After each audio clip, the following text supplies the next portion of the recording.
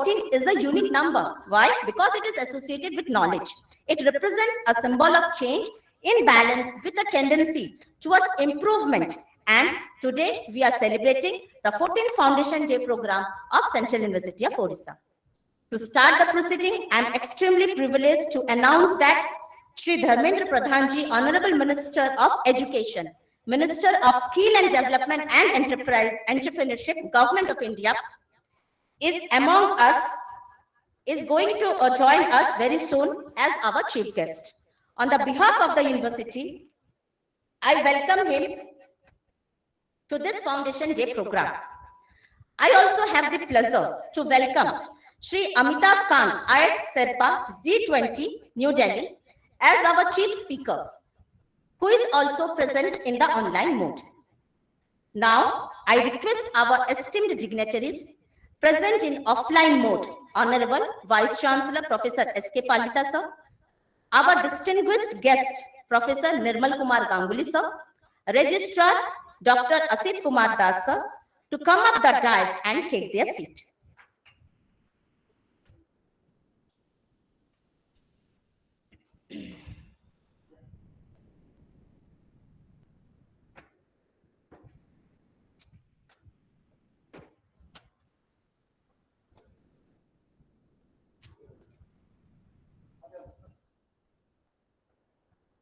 Welcome all of you, sir. I have the honor to welcome the honorable members of Academic Council, Executive Council, and Finance Committee members, and one and all who are present in online and offline mode. We all are indeed delighted and honored by your presence on this significant day. Flowers are the bounty of nature which express humility and tenderness of human emotions. They reflect both warmth and welcome. I request our beloved students to offer bouquet to our esteemed dignitaries as an expression of our affection and reverence. Please.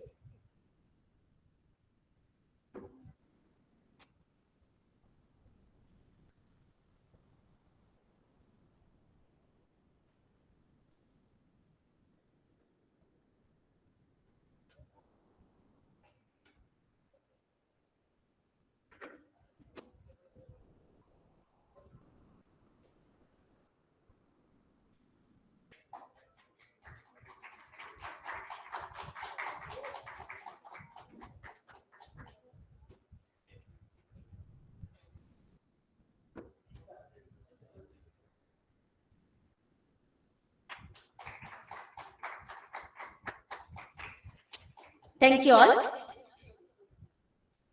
Light is a symbol of brightness and prosperity. As sunlight expels the darkness of might, similarly, blessings bring in our life prosperity and happiness. To make this occasion a blessed by kindling the lamp of knowledge and wisdom, may I invite all the dignitaries on the dais to kindle the lamp. Please, sir.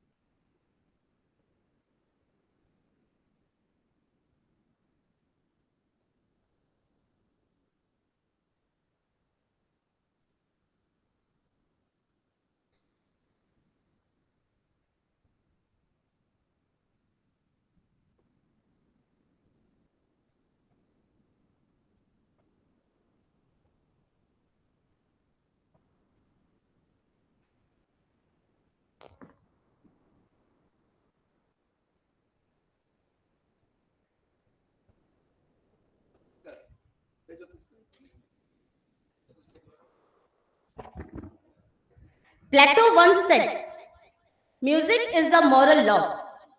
It gives soul to the universe, wings to the mind, flight to the imagination, and charm and joy to life and to everything.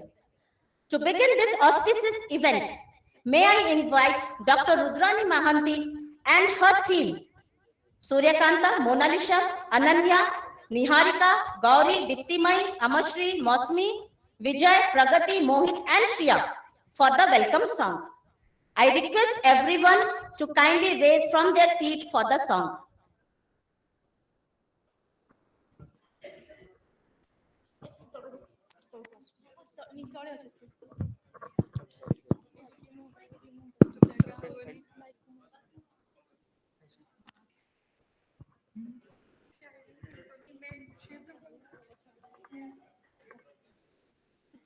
Bande, bande, bande, bande.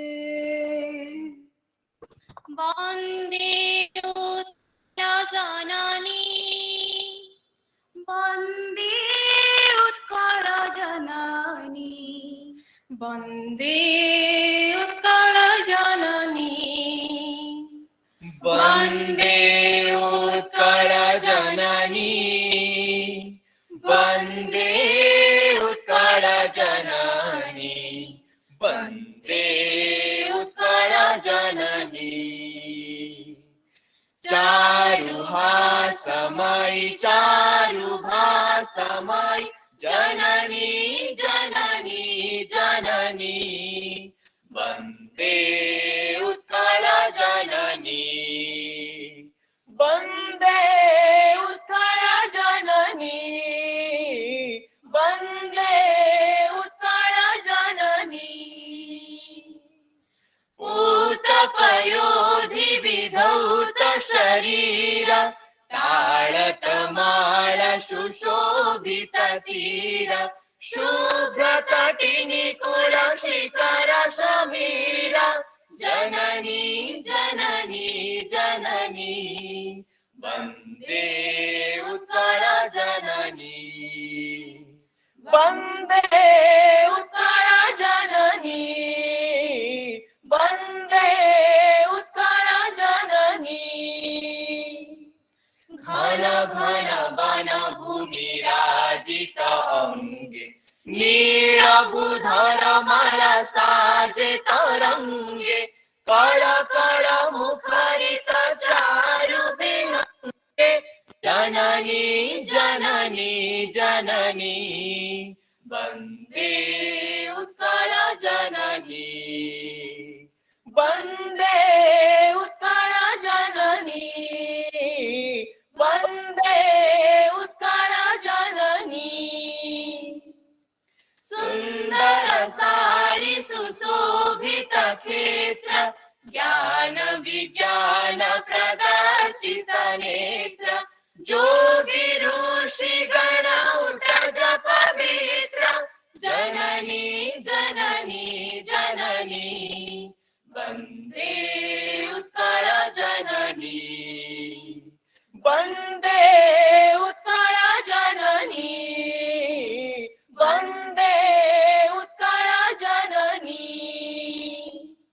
सुन्दर मन्दिर मण्डित देश चारु कला बलि शोभित वेश पुण्यतीर्थ जय पूर्ण प्रदेश जननी जननी जननी वन्दे उत्कल जननी वन्दे उत्कल जननी वन्दे उत्कल जननी उत्कल सुरवर दर्पित गेह हरिकुल शोणित चर्चित देह विश्व भूमण्डल कृत वर स्नेह जननी जननी जननी वन्दे उत्कल जननी वन्दे उत्कल जननी वन्दे उत्कल विकुल मौळि सुनन्दन वन्द्य भुवन विघोषित कीर्तिय निन्द्य धन्ये पुण्ये चिर शरण्ये जननी जननी जननी वन्दे उत्कल जननी वन्दे उत्कल जननी वन्दे उत्कल जननी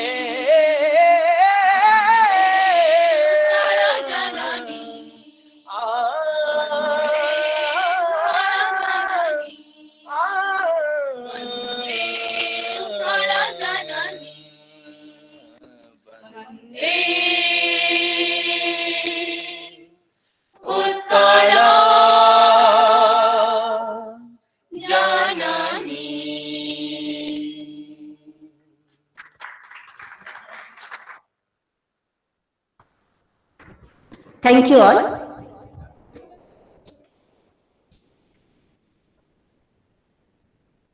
Now, I invite our administrative head, Registrar of Central University of Odisha, Dr. Asit Kumar Das, sir, to deliver his welcome address.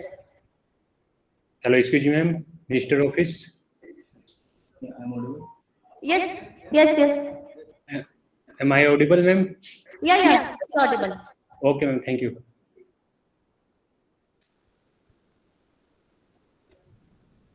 Please, sir.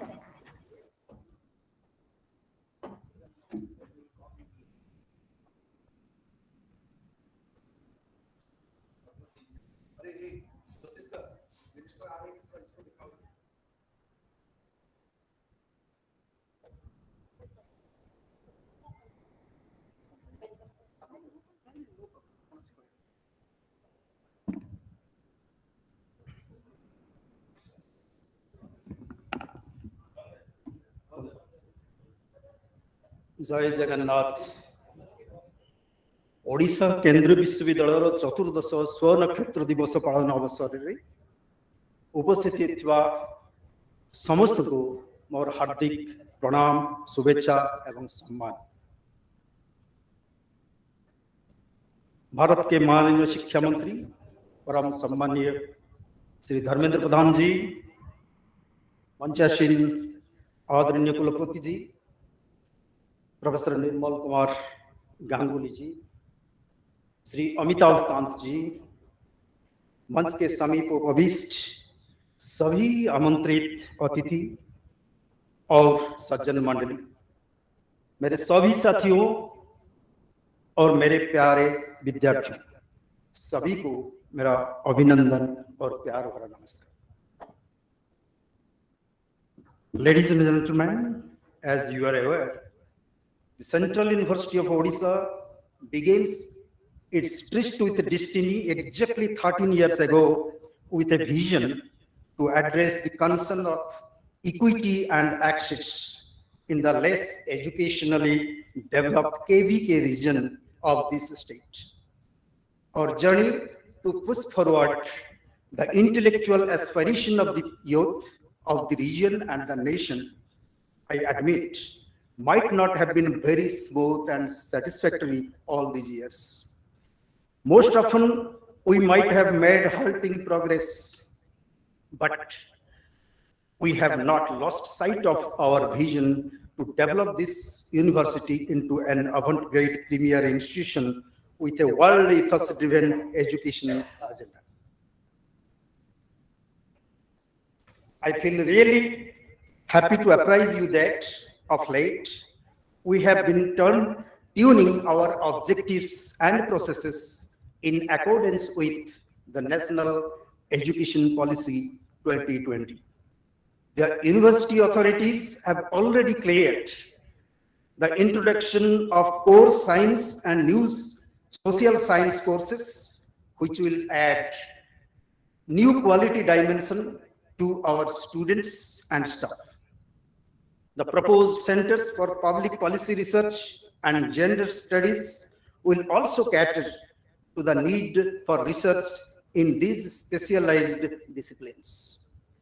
Recently, as the regional center for Eastern Zone, we successfully completed a community-based research program around our adopted village under Unnat Bharat Abhijan.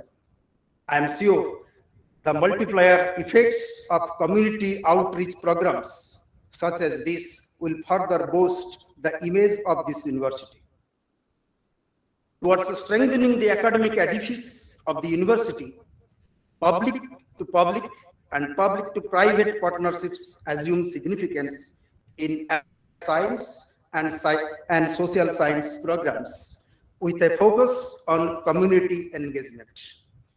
The university's commitment to the philosophy of practice of Atmanirbhar Bharat is gaining momentum through collaborations and MOUs signed with organizations like the Hindustan Aeronautic Limited, NALCO, ICMR, Indian Institute of Material and Minerals, FIDR, courts, just to name a few.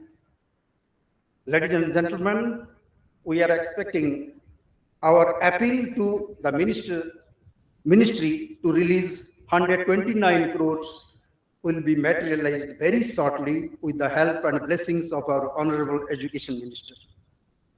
It will usher in a turning point for the university's endeavor for strengthening its capacity through cutting-edge infrastructure like the state-of-the-art digital library, academic block, science laboratories, and hostels. The university is also embarking on massive skill development program through training centers. The overall programs in all these spheres like infrastructure, development, process re-engineering, human resources, and reorienting objects will make this university in the next 5 years a much sought after destination of quality education in this region at least. Moreover, we will be definitely looking for raising the graduate enrollment ratio up to 50% by 2035 as envisaged by the National Education Policy 2020. That will really be a very satisfying thing for all of us. Ladies and gentlemen, as I mentioned in the beginning, despite the hurdle we have been presently facing, we have not lost sight of our vision to develop this university into an avant-garde premier institution. As a committed and united team of students, teachers, staff, and with a little hand-holding of our Honorable Minister of Education, Central University of Odisha will soon gallop on the path of rapid development and progress. I conclude with our firm faith and belief. The woods are lovely, dark and deep, but I have promises to keep, and miles to go before I sleep, and miles to go before I sleep. Welcome all. Thank you. Jai Hind.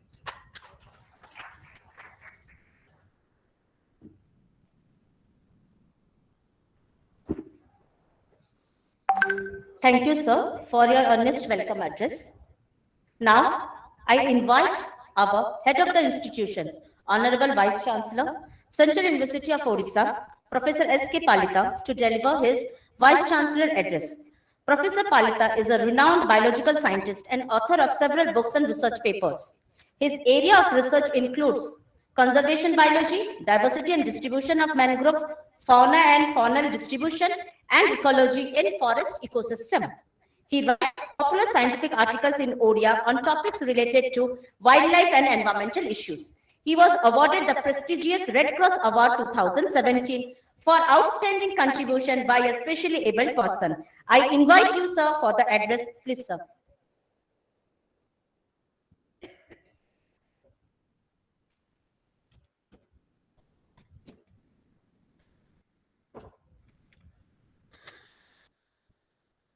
This is not working. This screen? Okay. So good morning to all of you. Wish you all a happy 14th Foundation Day, Central University of Odisha. Honorable Minister of Education, Minister of Skill Development and Entrepreneurship, Government of India, and Chief Guest of the Foundation Day function, Sri Dharmendra Pradhan ji, distinguished guests, Padma Bhushan, Professor Nirmal Kumar Ganguly, former Director General, Indian Council of Medical Research, New Delhi. Our honored guest and speaker for the Foundation Day lecture, Sri Amitabh Kant, IS retired and Sherpa G20 India. Members of all statutory bodies, Executive Council, Madam Meena Hariharan, who is present physically, Madam Manjula Rana, all other members who are online, members of the Academic Council, members of the Finance Committee, then Registrar Dr. Asit Kumar Das, Finance Officer Mr. K. Kosala Rao, other officers, visiting Professor Sunil Kant Behra, other officers of the university, HOD of different academic departments, dear members of the faculty, non-teaching staff, students, our stakeholders and well-wishers, members of print and electronic media, ladies and gentlemen.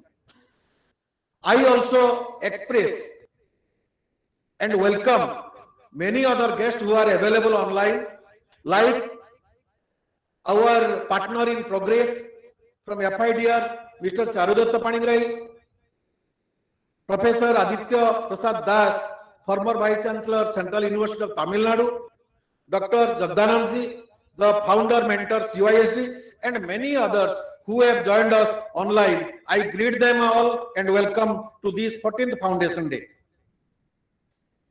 The Foundation Day function of any university or institution is significant not only because of the number of years it has served the community where the institution belongs to. It is also likewise significant, especially if the founding of the institution has resulted in considerable benefit to the region which it serves, that is the larger community. The Foundation Day is being celebrated to motivate and incentivize the faculty, students, staff for academic excellence, commitment to the objective of CO and its mandate, and its renewal is another critical offshoot of the celebration. Equally importantly, the celebration is a message to the community for strengthening the outreach programs of development that are mediated by Central University of Odisha. The higher education needs a backward but aspirational district like Koraput are being addressed by the Central University of Odisha. The Foundation Day or the 14th Foundation Day function will remind the institute about its mandate and the need for strategizing the educational and development need of the region. Central University of Odisha was established in 2009 at Koraput with a thrust to increase the access to quality higher education in KBK region having a graduate enrollment ratio of less than 11%. It was meant to bring transformation in social economic lives of the larger population through the spread of education and awareness. Thanks to the Ministry of Education and University Grants Commission for funding, the civic society, local intelligentsia, the government of Odisha for their support and cooperation. Government of Odisha has given 430 acres of land that has been registered in the name of the university. I gratefully acknowledge this great contribution by the state of Odisha and Honorable the Minister or Chief Minister. Today, we have completed 13th birth of the university. During these years, the number of schools has increased to 14 departments, 9 departments offering research programs. During 2020, the university introduced Executive MBA program and first batch of students have just rolled out. Admission process for third batch of Executive MBA is to start very soon. Presently, along with the students across Odisha, we have students from various parts of the country like Kerala, Tamil Nadu, Maharashtra, Telangana, Andhra Pradesh, Chhattisgarh, Madhya Pradesh, Bihar, Jharkhand, West Bengal, and Assam, to name a few. Student number, including scholars, have increased to around 900. The the significant aspect of our admission was that girl students percentage have remained more than or close to 50% in last 3 to 4 years, and the present batch we have a ratio, we have a percentage, 61% of girls in our roles. This is a great thing regarding the women empowerment and women's access to higher education. As per Ministry of Education, directive, the CO has joined Central University Entrance Test 2022, and the entrance exam is being conducted by National Testing Agency (NTA). The university has adopted 5 villages in its neighborhood for improving the living standard of the tribal communities by way of providing them with basic social services like education, health, water, sanitation, and skills for different types of employment. The government campaigns like UBA, Unnat Bharat Abhijan, Swachh Bharat Abhijan are being implemented professionally. The CO is paired with Mahatma Gandhi Antarashtriya Vishwavidyalaya, Wardha, Maharashtra, under Ek Bharat Shreshtha Bharat program since last 5 years. This year, we organized a 15-day program where both the students of both the universities participated in various activities, cultural, making films on historical aspect. Towards promoting local culture, the CO has created a Rajiv Gandhi chair on tribal studies with funding from UGC that would not only promote the tribal culture and studies on the languages, but also preserve the endangered tribal culture and language in the KBK region. Very soon, the chair professor will be filled up. The university's commitment to philosophy and practice of Atmanirbhar Bharat is a process on, and with that mission, we are trying to have MOUs with our nearest neighbor, Hindustan Aeronautic Limited and NALCO. This year, the last academic year, we had a host of MOU looking on mostly focusing on research, tribal health. We signed MOU with ICMR National Institute of Research in Tribal Health, that is NIRT, Jabalpur, CSR Institute of Minerals and Metals, Bhubaneswar, MS Swaminathan Research Foundation, Chennai, for collaborative research and faculty and student exchange.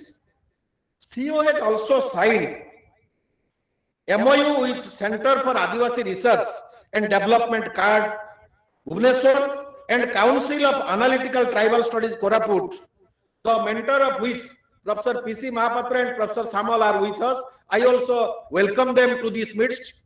So we are growing together. In a society now, you cannot be alone, and we require a bit of hand-holding. And with the support of these organizations, research, scientific research or social science research, we are getting support from these bodies. And I wish in the coming days, this support will lead us, our students, faculty and research scholars in a great way. Very soon, we are going to sign MOU with SIFA Kausalyagang. We have got a response from them. Pragati and CYSD. We have also received their request, and we are equally eager to sign MOU because this will help us field-based studies in Adivasi regions that our research scholars in social science, also in biodiversity, anthropology, they will get a boost through the field studies.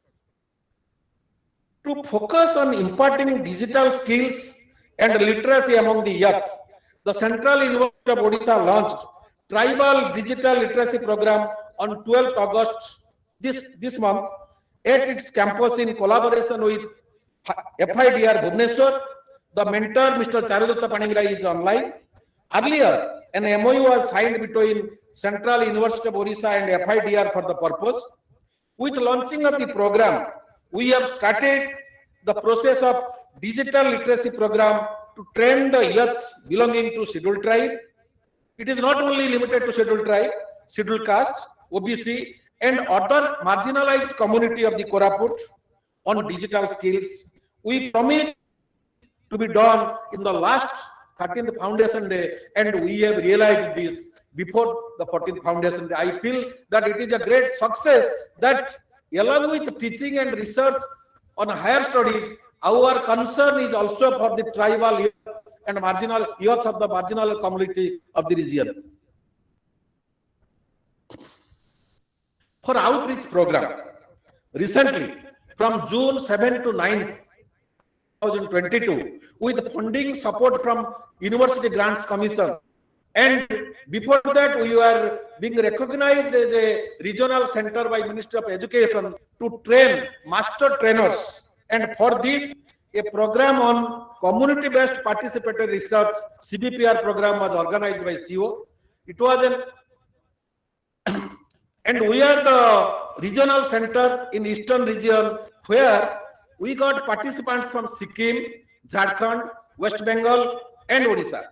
In this community-based program was felicitated by also community, non-government organizations like Pragati, Dhan Foundation and Foundation for Ecological Security. We are really thankful to UGC, to the persons who came here, as well as our social partners, these NGOs. From the last year, NSS units have started functioning in our university with the support of the state government, because state government is coordinating this. This year, 300 students will be enrolled for our NSS under 3 units with 100 each, in which it is mentioned one will be for purely for girls, 1 unit, one will be for purely for boys, and one will be a mixed unit. This will give a great opportunity for our students and faculty to be involved in programs for community participation and development. CO has formed recently a committee to prepare guidelines for institution of awards and gold medals. And you see, we also have some memorial lectures, and in coming times, many people want to donate things and gold medal. Madam Meena Hariharan also donated a gold medal in the name of former Vice Chancellor Professor Ram Brahmam. This is in process, and I think we are going to go through the process. With the support of State Bank of India regional office, we have made insurance cover for all our admitted students. But perhaps our students are not much aware regarding the facilities they will be covered with. For this, a workshop is going to be organized very soon with the support of State Bank of India regional office, Jaipur. Further, the regional office, SBI, has agreed to open a counter once in a week in our main campus on experimental basis for the benefit of faculty and students. If a good response is received from students and faculty for attending the SBI counter regarding the various aspects, so they have agreed that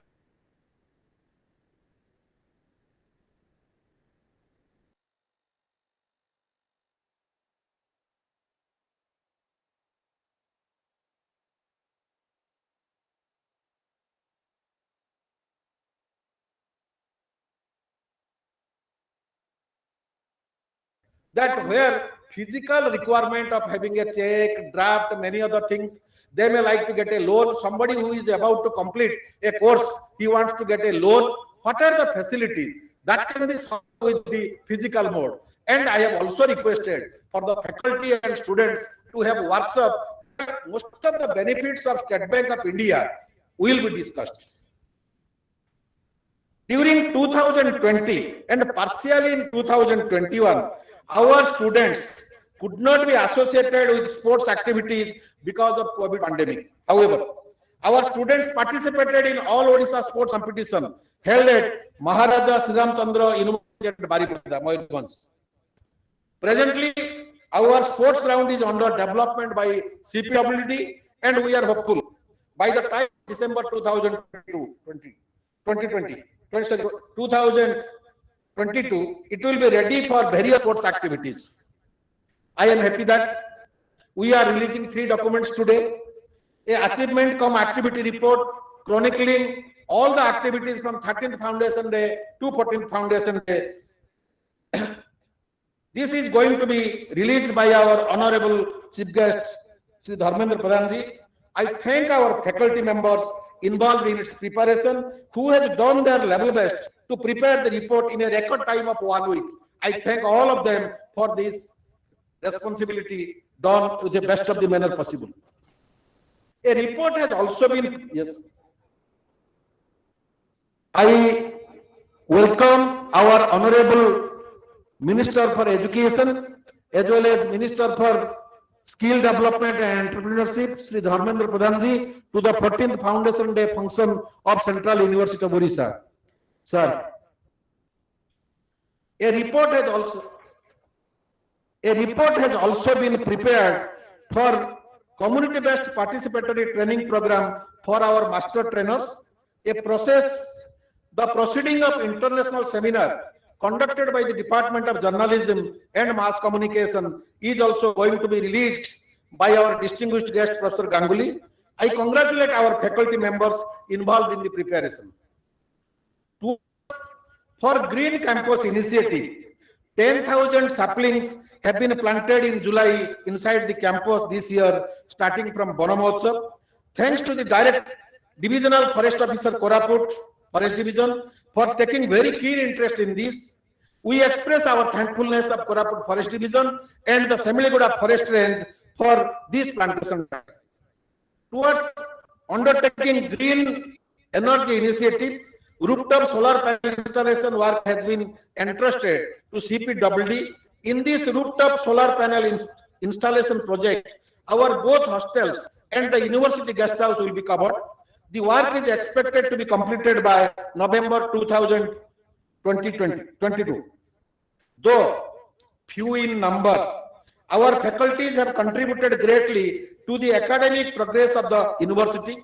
The 9 departments where research programs are running: anthropology, biodiversity and conservation of natural resources, journalism and mass communication, language department of Odia, education, economics, sociology, statistics and mathematics have done commendable job both in supervising research projects and publication in peer-reviewed and care-listed journal. Some of the faculty members have also figured in international ranking. We feel proud of all our faculty members for doing this great job. As per the earlier resolution of Academic Council and Executive Council, syllabus committee has been constituted in preparation of Learning Outcome-Based Curricular Framework (LOCF) in MSc Physics, MSc Chemistry, MSc in Botany, MSc in Biology, MA in Political Science, and MSc in Psychology. The controller of exam in charge will coordinate the proceedings of the meeting. This will help us opening these much wanted new subjects. Opening of a center of public policy will also be taken care of as decided by Academic Council and Executive Council. For ensuring inclusive and equitable education and for promoting lifelong learning opportunities for all by 2030, the National Education Policy 2020 emphasizes on producing a skilled workforce and provides a larger canvas with opportunity of providing multidisciplinary courses in wide-ranging subjects, along with provision for certificate, diploma, and PG diploma courses with multiple entry and exit options. In line with NEP 2020, Central University of Odisha wants or likes to introduce basic and applied science subjects along with cutting-edge courses like data science, artificial intelligence, machine learning, cloud computing, cyber security, digital marketing, etc., as well as many new and advanced courses in coming times.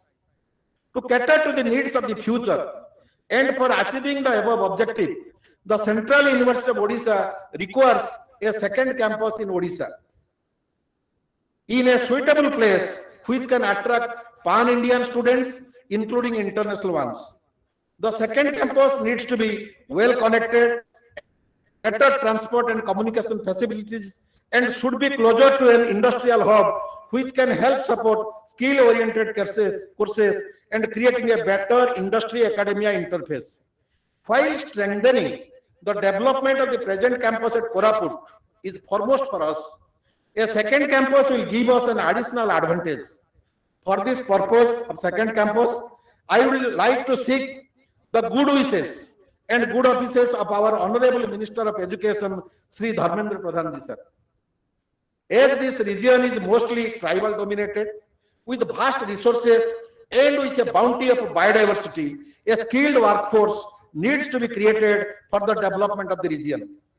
All the 4 districts of Koraput, undivided Koraput, Rayagada, Nabarangpur and Malkangiri, along with Gajpati in southern Odisha and Kandhamal, Bolangir and Kalahandi and Nuapada in western Odisha are aspirational districts under Niti Aayog. Establishment of a skill development center at Koraput, stationed in Central University of Odisha, which is in close to these districts, can certainly provide opportunities to bring changes in the life and livelihood of the people of the region. I would also like to draw the kind attention of our Honorable Minister Sri Dharmendra Pradhan ji, who is also the Minister of Skill Development and Entrepreneurship of Government of India. We have many challenges. The NAAC accreditation process is about to be completed, and very soon it is going to complete 5 years. But it requires boosting up activities by all concerned. Our combined efforts can help us to overcome these challenges. We are committed to make this university a center of excellence in course of time. To achieve the same, we require human resources and funding. We have to establish research centers in science and social sciences, specifically on sustainable development. We require special package for the development of the university for various aspects. We require the support and guidance of our Honorable Minister of Education, Sri Dharmendra Pradhan ji, for taking this university forward. During the last 13 years, many people have directly or indirectly contributed to the growth of the university, starting from vice chancellors, pro-vice chancellors, registrars, finance officers, to the members of our statutory bodies, Executive Council, Finance Committee, Academic Council, Building Committee, have directly contributed. Faculties who have worked from the beginning, both regular and contractual, students in various batches, the non-teaching staff, all have contributed their great. I gratefully acknowledge the contribution of all in the last 13 years of journey of our university. I want to say and affirm that no doubt individual benefits and perks are important for every individual employee, but we have to keep in mind that our university interest comes first. I will request all my colleagues and stakeholders to work in that direction so that we can achieve success. Behind the growth and development of CO, the contribution of common men of Koraput, politicians, intelligentsia and media persons are of immense value, and I acknowledge them all. I gratefully acknowledge the support and care of Ministry of Education, University Grants Commission for taking the university forward. Friends, all the new institutions go through problems in its initial years. I hope and confident with the participation of all stakeholders of the university, we are certainly going to make a mark for ourselves in the times to come. Koraput is a gold mine, treasure house for many counts. Take the case of biodiversity is almost untouched. For anthropologists, it is a living laboratory. Similarly, for social scientists as well. We have to love Koraput, its nature, natural resources, and its people. And we have to be a part in the progress of Koraput and South Odisha by transforming the life and livelihood of the people. I especially thank for my dear community, CO community. I want to say that money for running any institution, be it Central University of Odisha, comes from the common man's purse by way of taxation. We can only repay the debt only by contributing to nation building. It requires first and foremost social commitment, paying the debt to our society.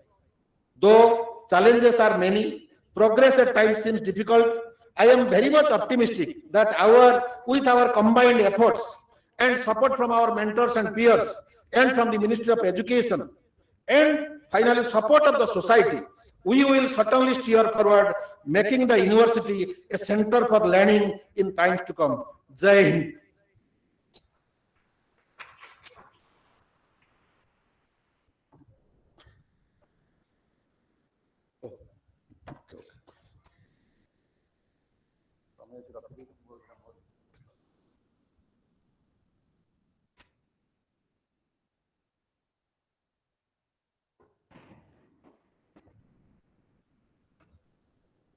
I'm extremely privileged to announce that Shri Dharmendra Pradhanji, Honorable Minister of Education, Minister of Skill Development and Entrepreneurship, Government of India, has joined us. And I, on the behalf of Central University of Odisha, welcomes you, sir, for the celebration of 14th Foundation Day of Central University of Odisha. Now, it's time to hear our chief guest, Shri Dharmendra Pradhanji, Honorable Minister of Education, Minister of Skill Development and Entrepreneurship of Government of India. But before that, now I formally introduce Shri Dharmendra Pradhanji. Shri Dharmendra Pradhanji is the Cabinet Minister for Education and Skill Development and Entrepreneurship in the Government of India. As a Member of Parliament, Shri Pradhanji represents Madhya Pradesh in the Rajya Sabha and was earlier a member of 14th Lok Sabha. Born on 26 June 1969, he hails from the city of Talcher in Odisha. Son of former Member of Parliament, Dr. Devendra Pradhan, Shri Pradhanji leadership quality was visible since his young days. His political journey started with becoming the president of Talcher College. Since then, he is continuing his political journey, working for the masses. He joined Bharatiya Janata Party in 1998 and soon became the member of Odisha Legislative Assembly, winning from the Palhara constituency in 2000. Serving different positions under BJP, he was elected to the 14th Lok Sabha. After that, he was elected to the Rajya Sabha continuously from Madhya Pradesh and Bihar. While serving as the Minister of Petroleum and Natural Gas of India, Shri Dharmendra Pradhanji has attributed several progressive reforms and initiatives, including consumer initiatives like PAHAL, which is the world's largest direct benefit transfer scheme, and Give It Up campaign that was ardently supported by Prime Minister Shri Narendra Modi. The campaign urged affluent citizens to surrender the LPG subsidy for the needy. This received a successful response from about 10 million consumers in an attempt to empower rural India with a clean fuel LPG. The Pradhan Mantri Ujjwala Yojana was launched by the Ministry of Petroleum and Natural Gas, under which 80 million LPG connections have been provided to the women from BPL families. That's why Shri Pradhanji is also famous as Ujjwala Man. Shri Pradhanji took key decisions in hydrocarbon sector also. Supported by Union Cabinet, he brought in a new hydrocarbon exploration and licensing policy, which through its uniform licensing for the exploration and production of all forms of hydrocarbon, open acreage policy, and marketing and pricing freedom, also enhances domestic oil and gas production with substantial investment in the sector and also generating sizable employment. Shri Pradhanji has also undertaken several reforms and initiatives to aid the energy transformation efforts of the country, which includes promoting gas as a bridge fuel, ethanol, CBG and biodiesel, promoting hydrogen blended CNG buses, plying the city of Delhi for use as a transport fuel as well as industrial to refineries, promoting liquefied natural gas station for long-haul trucks, among other initiatives. Shri Pradhanji also launched many key initiatives focusing on skilling, reskilling, and upskilling the manpower of India and emphasized on bridging the skill gaps for the Indian youth. A postgraduate from Utkal University, Bhubaneswar, in anthropology, Sir has actively pursued several issues concerning the youth, such as unemployment, the lack of skill-based education, rehabilitation, and resettlement of farmers, and has played a major role in mobilizing youth in Odisha. Shri Pradhanji has worked as an election in charge in Bihar, as in charge of party affairs in Karnataka, Uttarakhand, Jharkhand, and Odisha. Following his contribution to the society and party, Shri Pradhanji was awarded Best Legislator Award, the Utkalmani Gopabandhu Pratibha Samphan 2002-3 and Odisha Citizen Award in 2013. Being the Minister of Education, he is the pioneering force in implementing the new education policy in the country. With these words, I request Sir to kindly deliver his address. Please, Sir. Namaskar. Central university Odisha रो 14th foundation day अवसर रे अतिथि भावे उपस्थित थिबा ICMR रो पूर्वतन DG आदरणीय निर्मल कुमार गांगुली महाशय, vice chancellor central university professor Sharad Kumar Palita महाशय, doctor AK Das registrar central university Odisha, आजिर कार्यक्रम रे उपस्थित थिबा समस्त professors, associate professor, assistant professor, students, Koraput तथा अन्य जगह उपस्थित थिबा समस्त डिग्निटरीज, पत्रकार बंधुगण, कोरापुट रो समस्त नागरिक बंधुगण, आजिर फाउंडेशन दिन दिवस अवसर रे मु सेठिकार छात्र, अध्यापक, शिक्षा परिवार समस्त बंधु मानक शुभेच्छा जनाऊँ। सबुठु आरंभ रे मु आपनको पाखरे क्षमा प्रार्थी। मु ओडिशार हेला परे भी शिक्षा विभाग रो दायित्व नबार 1 वर्ष हे साथिबा परे भी मु कोरापुट सेंट्रल यूनिवर्सिटी को प्रत्यक्ष आपन संगे भेट करबा पय आसी पारि नै। मु से पय आपन मान को पाखरे दोषी आ क्षमा प्रार्थी भी। खूब शीघ्र मु कोरापुट आसिक आपन संगे समय बिताबा पय मनस्थ करिछि। सेप्टेम्बर अक्टोबर रो पूजा छुट्टी रो एपाक सेपाक को ध्यान रखी कि मु आसीबी गोटे दिन पूरा बितेबा। जो सब विषय वाइस चांसलर महोदय उल्लेख करुथिले, कोरापुट रे सेंट्रल यूनिवर्सिटी ओडिशा रो ये उपांत अंचल पाई एक वरदान। आम राज्य तथा आम देश रे कोरापुट रो अनेक विशेषता अछि। आज एगुड़िक है भारत सरकार मानक एस्पिरेशनल डिस्ट्रिक्ट, यानी लोक आकांक्षा लोक महत्व अधिका तीव्र इच्छा रखुवा अंचल भाव या नामित करा जायछि। ये अंचल को अग्राधिकार रे विकास करिवार दायित्व निजे माननीय प्रधानमंत्री नरेंद्र मोदी नहीं चंती। तेणु याकू ये अंचल सामाजिक अर्थनैतिक उत्थान गोटे बड़ लैबोरेटरी करिबा कोरापुट रो ऐतिह्य अछि। कोरापुट रे ए प्रकार नवजागरण रो परंपरा अछि। आज दिन रे 21st सेंचुरी रे सेंट्रल यूनिवर्सिटी कोरापुट तार नेतृत्व नब, इतरे मोर तिले मात्र संदेह नहीं। बंधुगण, आज अवसर मु 2-3 कथा केवल उल्लेख करने उचित मन करुछि। स्वाधीनतार 75 वर्ष पूरा होइछि। जो स्वाधीनतार लड़ई होइथिला एतरे कोरापुट जिल्लार भी बहुत बड़ योगदान रहिथिला। ओडिशार आदिवासी समाज रे बहुत बड़ योगदान रहिथिला। लक्ष्मण नायक होंतु किंबा चक्रा विषय होंतु, माधव सिंह होंतु, वीर सुरेंद्र साय होंतु, बक्षी जगबंधु होंतु किंबा जय राजगुरु को आरंभ करिकी उत्कलमणि गोपबंधु दास, डॉक्टर हरे कृष्ण महताब को पर्यंत, पारला महाराज को पर्यंत आजिर आधुनिक ओडिशा को बने मारे, भारत को स्वतंत्रता दबारे, लोकों को गणतंत्र अधिकार दबारे कोरापुट भी आमर अवदान अच्छे।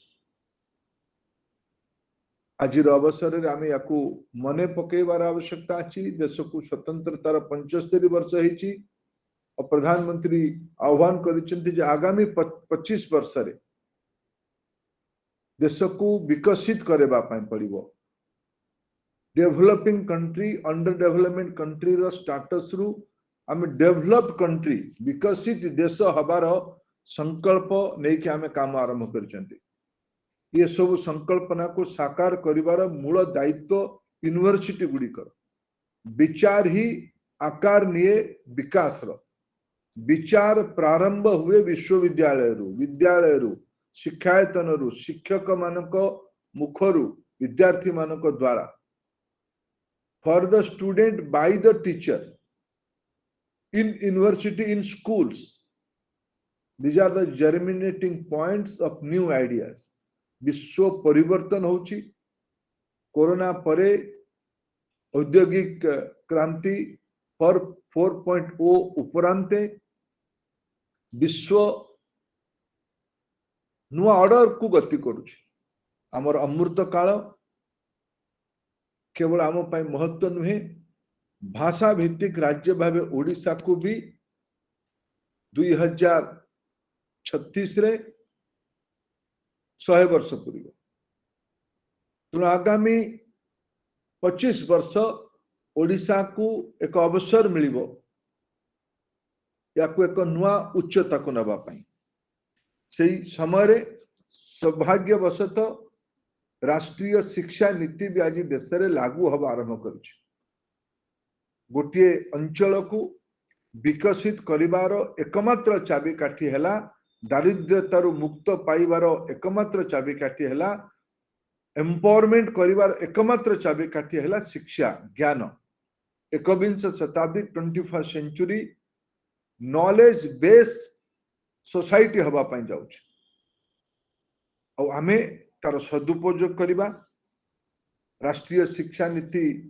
महत्व देइछि स्थानीय भाषा को आगामी दिन रे कोरापुट यूनिवर्सिटी रे ओडिशा सेंट्रल यूनिवर्सिटी ओडिशा कोरापुट रे विशेष करके मूल समाज रे एथनिक सोसाइटी रो ट्राइबल लैंग्वेज रो गोटे बड़ ग्लोबल सेंटर हो ओडिशा भितर जेते भाषा कहा जाउची बोला जाउची लेखा जाउची पढ़ा जाउची कथोपकथन रे उपयोग करा जाउची विशेष करके ट्राइबल समाज रे यार गोटे एडवांस रिसर्च सेंटर भावे यूनिवर्सिटी हो या पाई सबु प्रकार चिंता भारत सरकार यूनिवर्सिटी सह मिसिकी करिवो संयोग एबे देशर राष्ट्रपति भावे आम ओडिशार जने आदिवासी समाज रो सामान्य गरीब परिवार रो महिला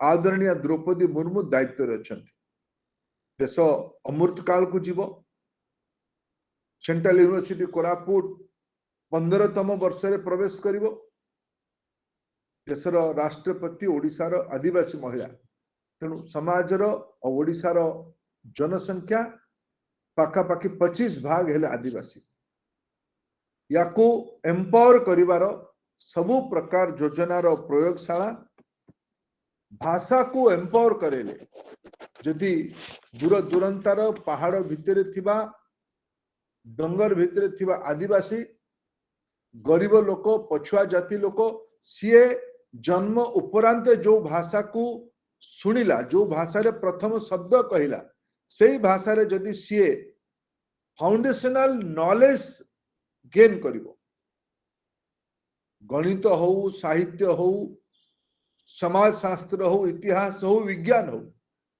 ताहले ता भितर थिबा क्रिटिकल थिंकिंग परिप्रकाश हबो आधुनिक व्यवस्था रे मैकले पद्धति रे थिबा लोक माने ए प्रकार विश्वास करंती इंग्लिश न जानिले ज्ञान हमको आसीबने मु आज कोरापुट रे केवल मने पकेबा पई चाहूची दुनिया रे राइस अने भात चाउल रो उत्पत्ति स्थल हैला कोरापुट सेतेबेले तो इंग्लिश के लोक जानि नथिले सेतेबेले हुए तो आजिर ओडिया कथोपकथन भाषा भी से अंचल न थाई पारे किंतु सेतेबेले मनुष्य स्थानीय भाषा रे फूड सिक्योरिटी रो प्रथम कमोडिटी को एठी आविष्कार करथिला केते बड़ वैज्ञानिक समाज हम कोरापुट रे थिला केते बड़ आधुनिक समाज थिला केते बड़ स्वास्थ्य समस्या रो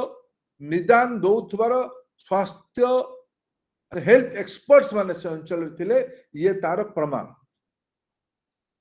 आज भी ऑर्गेनिक कल्टीवेशन रे मत अवसर मिलता किछि दिन पूर्वे शेष थर जो कोरापुट अविभक्त अंचल को जीवाई गोटे फूड पार्क रो उद्घाटन करने जाइली से अवसर में जेते प्रकार आंबर भेराइटी मु कोरापुट रे देखिली जेते स्वादिष्ट जेते महक जेते फ्रेग्रेंस रो नेचुरल खेती रु बाहरु थुबा मु पनी परिबा डाली कांदुल याकु मु देखिली गत 2 दिन तले गत काली ही प्रधानमंत्री मन की बात रे कहिले जे भारत रो अनुरोध रे मिलेट को यानी आम कोरापुट रो मांडिया को अंतरराष्ट्रीय संस्था माने मान्यता देछंती अंतरराष्ट्रीय मिलेट वर्ष पालन करा जाउछि भारत रो अनुरोध रे यानी आम कोरापुट रो उत्पादित जिंस मिलेट अंतरराष्ट्रीय बाजार को जीवो तो ये वैज्ञानिक समाज रो कृति को 21 शताब्दी रे परिप्रकाश करेबा तथा कथित आधुनिक शब्दावली सह परिप्रकाश करिबार दायित्व सेंट्रल यूनिवर्सिटी ओडिशा रछि कोरापुट कैंपस रछि मोर अनेक अनेक शुभेच्छा राष्ट्रीय शिक्षा नीति ये सब को हमको सुजोग दउची क्या विषय चिंता करबा पई एथर 15 अगस्त रो भाषण बेले प्रधानमंत्री आउ गोटे महत्वपूर्ण कथा उल्लेख करले जे गोटे समाज गोटे जाति गोटे देश तेबे जाइके आगे जेते बेले एठी अनुसंधान अधिका हबो भारत रो क्रय शक्ति भितर बढ़ी भारत रो परचेजिंग पावर बढ़ी भारत रे संपन्नता धीरे धीरे वृद्धि पाइबा आरंभ करछि किंतु यदि आवश्यकतार जिंस गुड़िक भारत रे उत्पादित न हबो भारत रे रिसर्च न करिकी एठी तयारी न हबो एठिकार व्यावसायिक इकोसिस्टम रे न जुड़ा हबो तेबे आमे गोटिए परचेजिंग इकोनॉमी रे केवल सीमित रहिबा प्रोड्यूसिंग इकोनॉमी आमे हे परिबानी अधिका लोक को रोजगार तेबे मिलिबो जेबे आमे प्रोड्यूसिंग इकोनॉमी हबा आमे केवल आमो पाई प्रोड्यूसिंग इकोनॉमी हबा नै आमे आम राज्य आम देश विश्वर प्रोड्यूसिंग हुए तो आम ए प्रकार स्वप्न देखिबार आवश्यकता अछि जे कोरापुट रु आगामी दिन रे केवल बॉक्साइट एक्सपोर्ट हब नहीं एठी finish high end aluminium product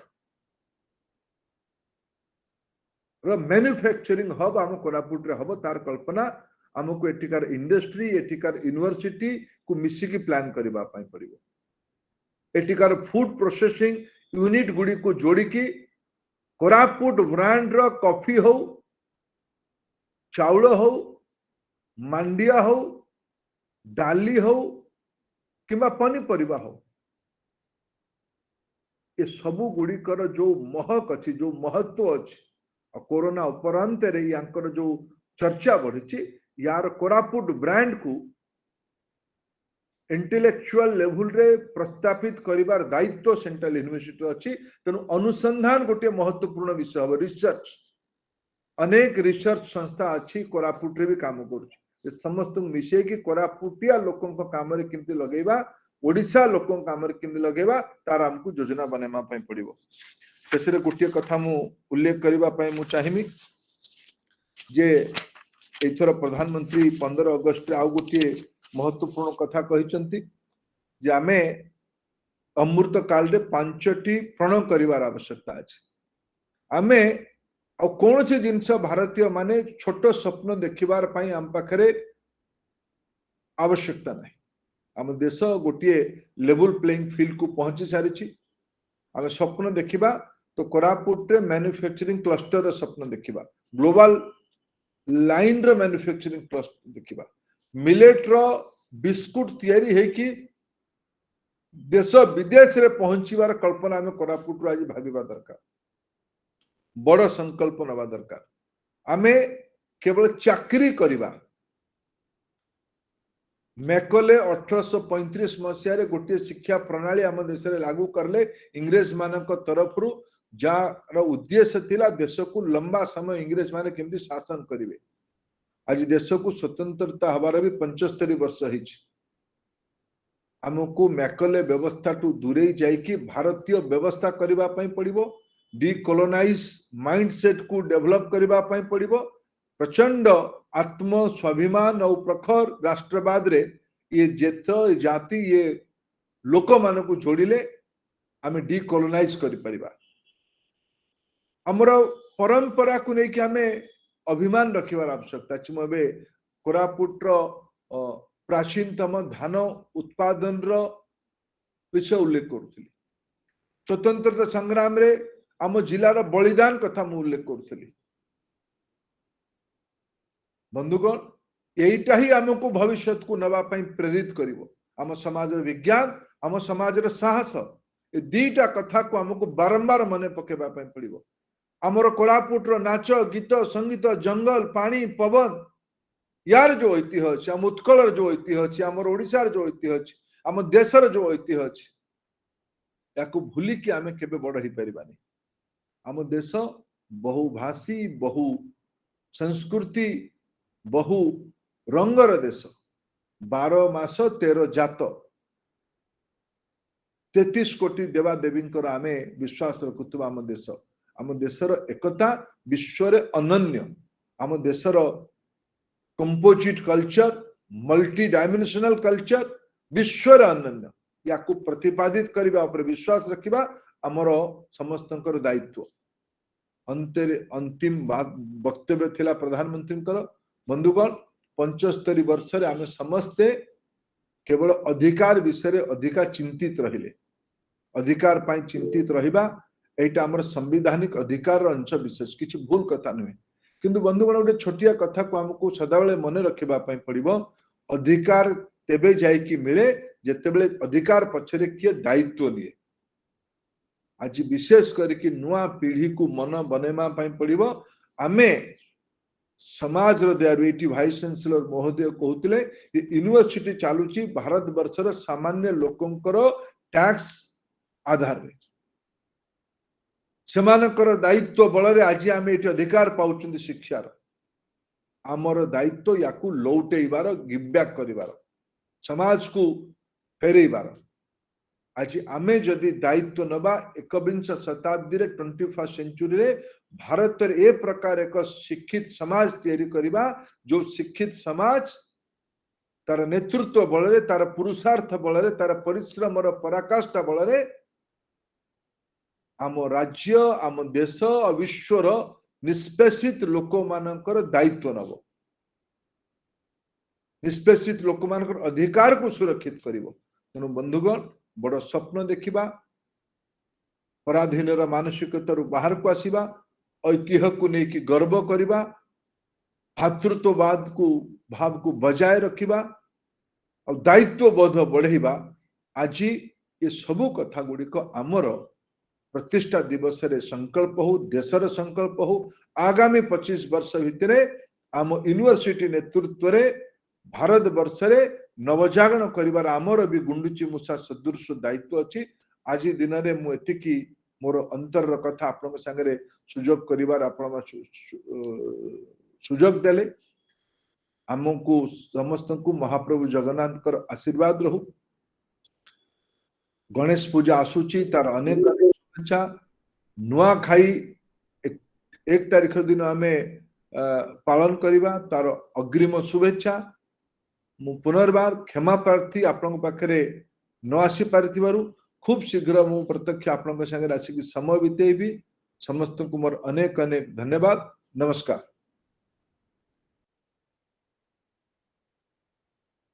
Sir, for your enlightening deliberation, Central University of Odisha has prepared its achievement cum activity report. I request Sri Pradhan ji to kindly inaugurate the report in virtual.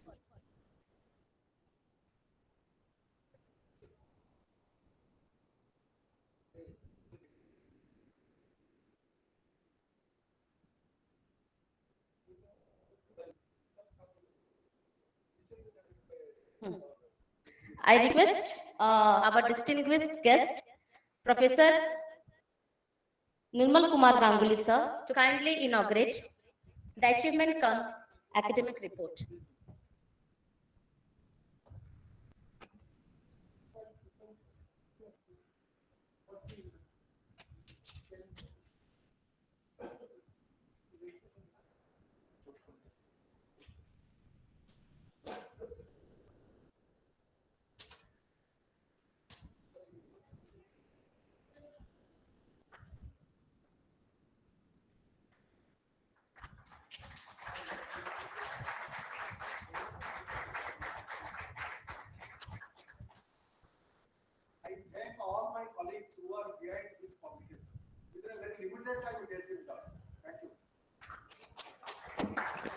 Thank you, sir. Now it's time to listen the Foundation Day lecture. Today, we are having Sri Amitabh Kantji, IS, among us as our chief speaker. Sir is presently G20 Sherpa, Government of India, and ex-CEO Niti Aayog. Sir has completed his BA Honours in Economics, St. Stephen's College, Delhi University, MA Cheving Scholar, JNU. Until May 2016, he has served as Secretary, Department of Industrial Policy and Promotion, Government of India, and was responsible for the formulation and implementation of industrial policy and strategy for industrial development and promotion and facilitation of FDI, policies related to intellectual property rights in fields of patents, trademarks, industrial design, and geographical indications. He was the chairman of Delhi Mumbai Industrial Corridor Development Corporation, National Productivity Council, and member of Indian Administrative Service. He has authored Incredible India 2.0, Branding India an Incredible Story, and has edited Path Ahead, Transformative Ideas for India. He has been a key driver of the Incredible India, Make in India, and God's Own Country. With this formal introduction, I take the privilege to request our Honorable Chief Speaker, Sri Amitabh Kantji, to address the gathering and motivate the gathering by his words of wisdom. So Sri Amitabh Kantji Sherpa G20 was to join with us online, but because of a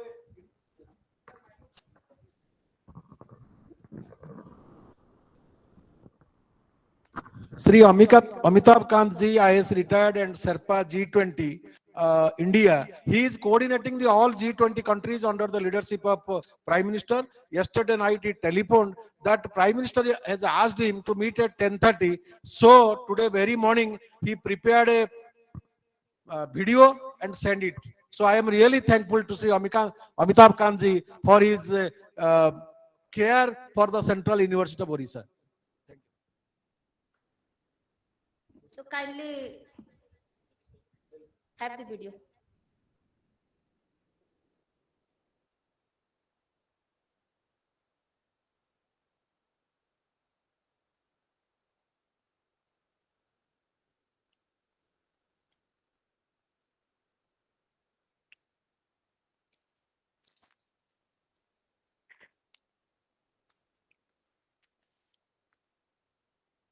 On.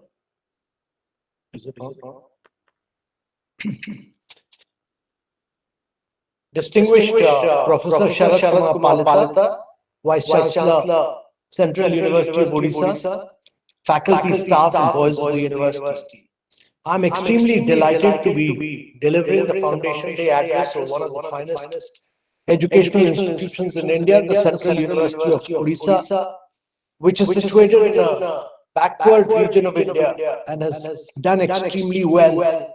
I'm particularly delighted to learn that this university has played a critical role in giving admission to a vast number of young girls, and that the number of girl students who study in this university is more than 50%.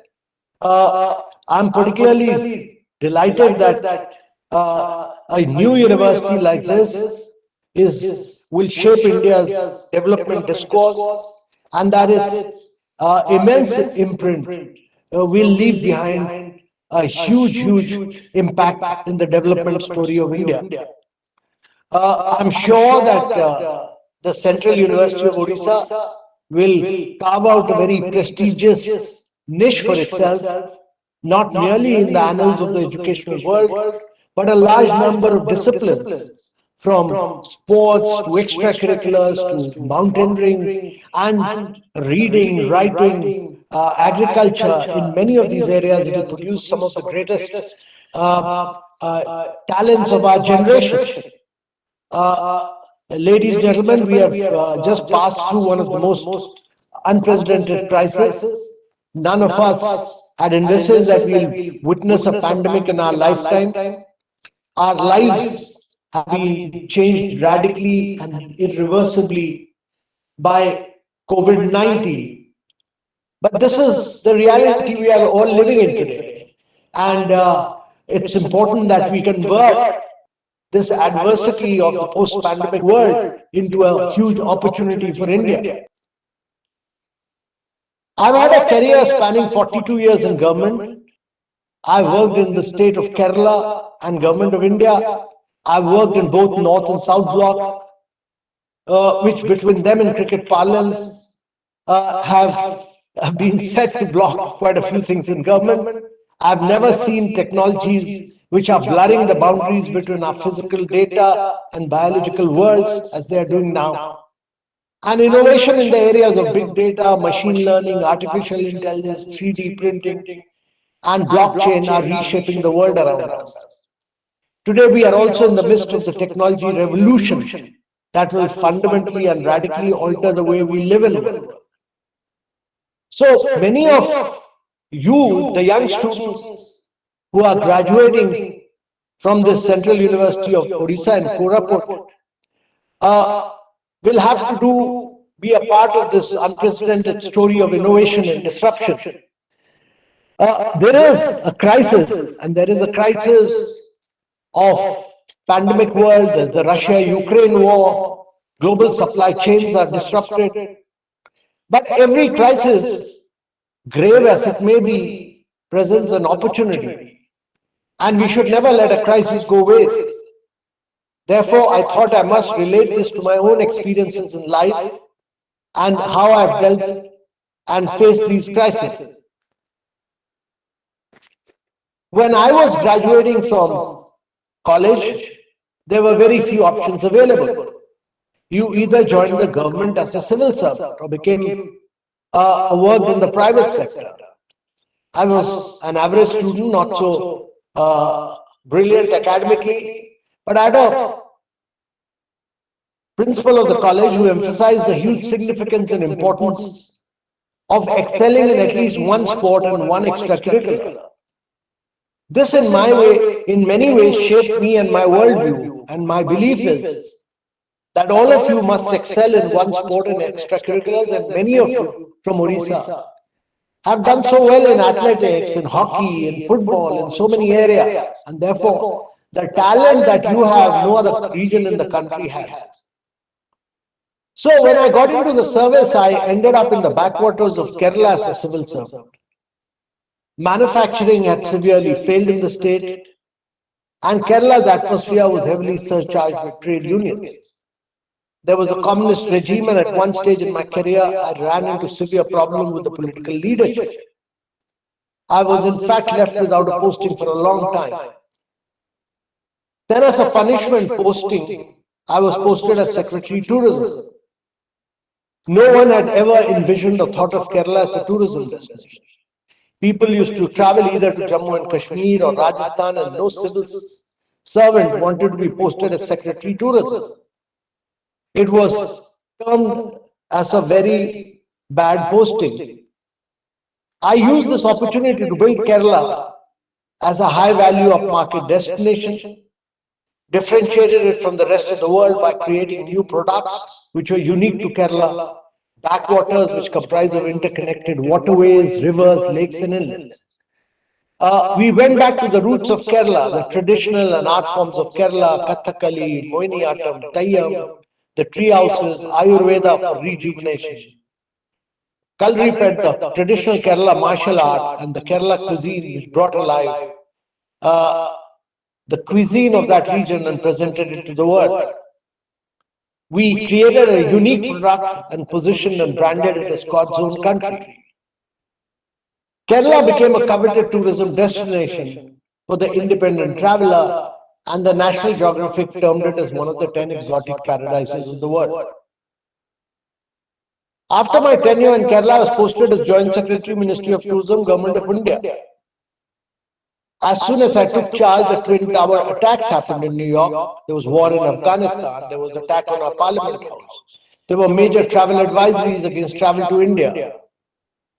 Our hotels were managing a mere 10% net occupancy, and our tourism had totally collapsed. It was also the time when Thailand, Malaysia, Singapore had all halted their international marketing as there was no consumer demand. At the peak of this crisis, we launched the Incredible India campaign. We brought the wonders of India into the living rooms of potential tourists from across the world. And the campaign brought back tourists, and tourism rapidly grew and expanded. The enhanced demand led to new airlines and development of new airports at Bangalore, Hyderabad, Delhi, Mumbai. A marketing-led initiative at the peak of the crisis had led to the massive potential of travel and tourism being tapped as a driver of growth and employment creation.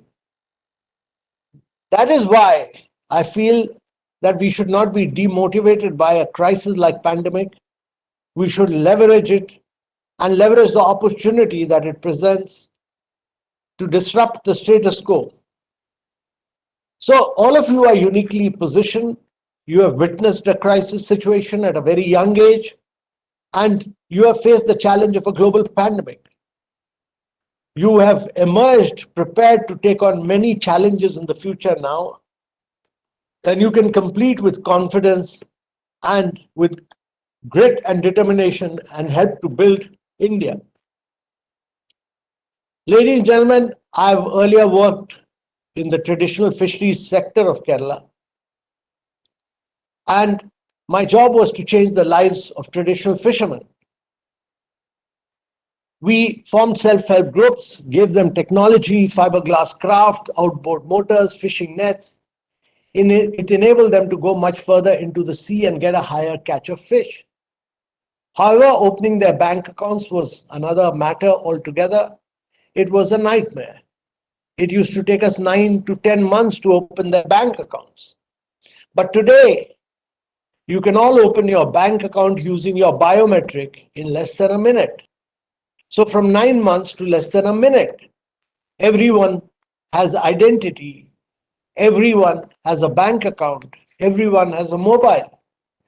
What we term as the JAM, the Jan Dhan Aadhaar Mobile Trinity. We have over 800 million internet users, and we add an internet user every 3 seconds. We are the largest consumer of data in the world, and our data costs are the lowest. Almost 1/20th the cost of data compared to US and 1/10th the cost of data in UK. Our app downloads are more than the app usage of USA and China together. And therefore, ladies and gentlemen, what has happened in India is that our digitization effort has led to a digital economy. All of you are using UPI. Many of you do not realize that we have built up a totally cashless, paperless, and digital system. Take direct benefit transfer. When I was a young officer, subsidies were full of leakages.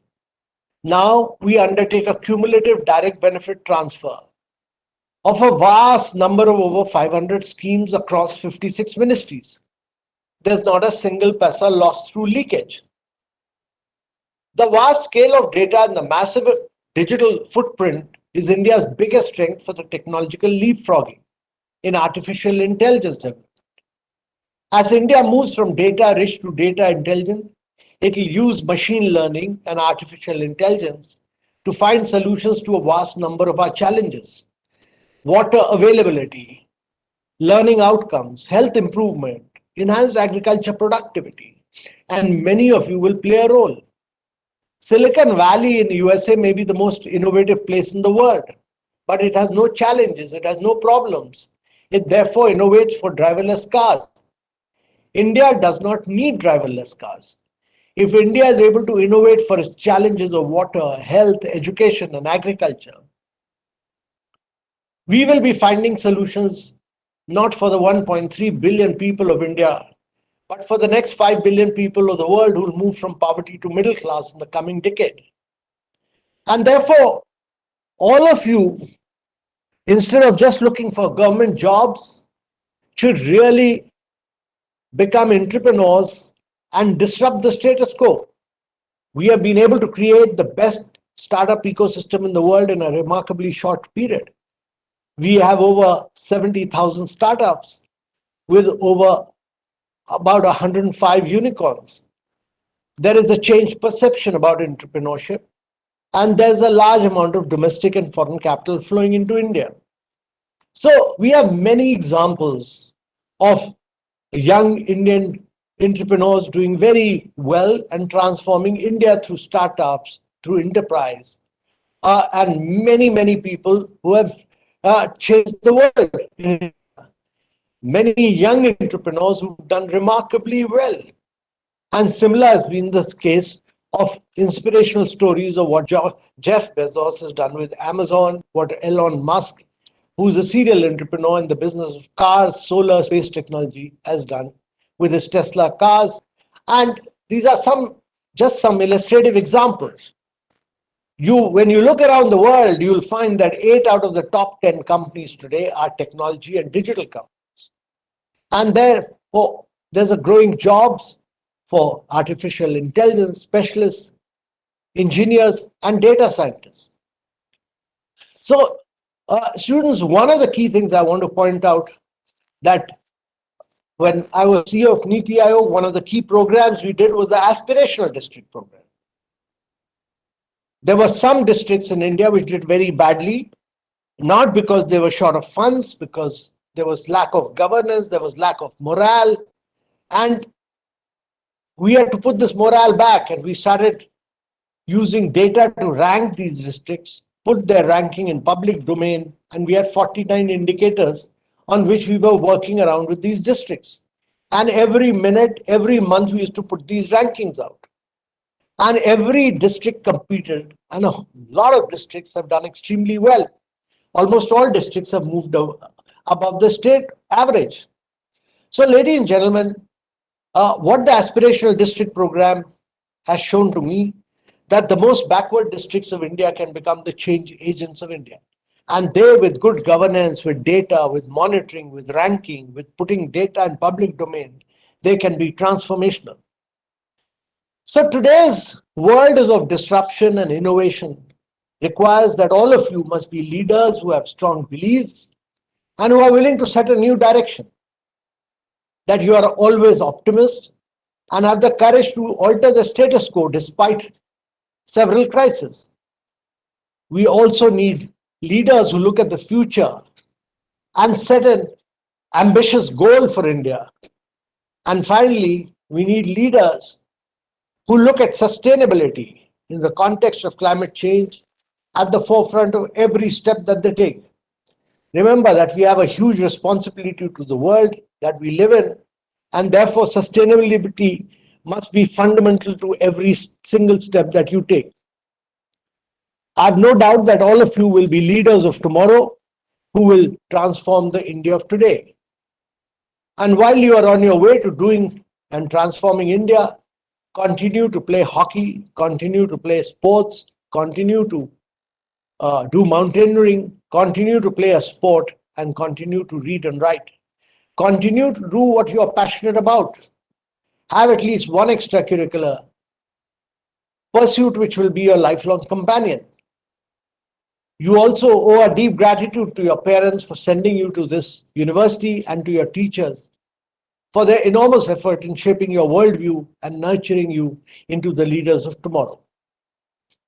After you graduate from here, you must pursue your dreams and make them come alive. Always be optimistic, be positive, and continue to think big. As you embark on your journey to realize your dreams, you will have to overcome several obstacles.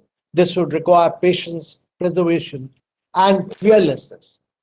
That's an absolute must for those who dare to dream and succeed. I wish you all the best and a great future on this Founders Day, and I wish all the students to all success and all progress in life. Thank you very much. I'm delighted to have been a part of this.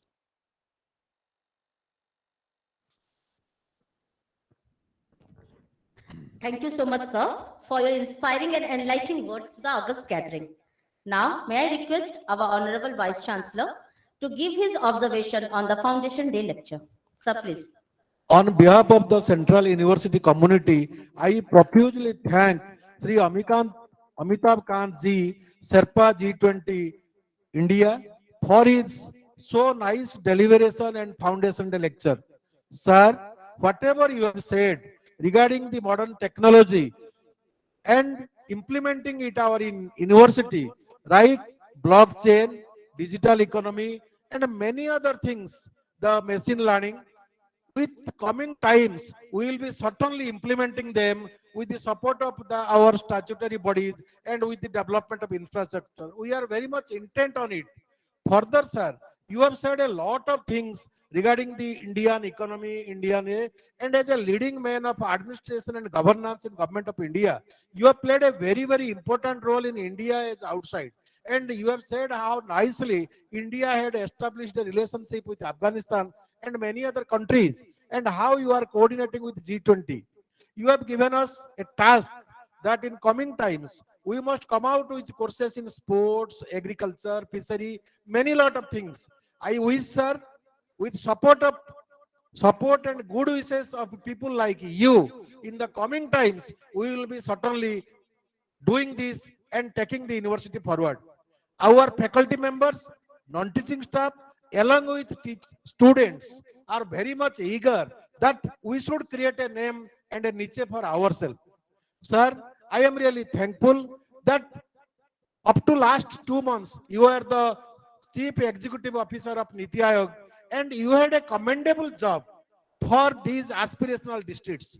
Particularly, you have, as I know, you have played a very key role for leading that Koraput, Rayagada, Malkangiri, Nabarangpur, they should become in the Niti Aayog map. Subsequent, you have done it phase wise. First, Malkangiri, Nabarangpur came. Later on, you have added Koraput and Rayagada. So really, I am thankful.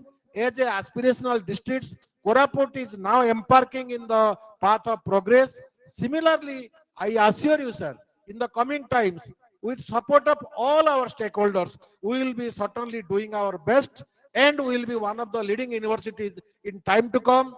And we'll see that one thing which you have said, that adversities, problems being opportunities. We have been trying to convert adversities, problems into opportunities, and with all the support of our all stakeholders, we will be doing that. I am really thankful for such a brilliant foundation lecture. I am thankful to Sri Charudatta Paningrai, who helped us to connect you. I am really thankful.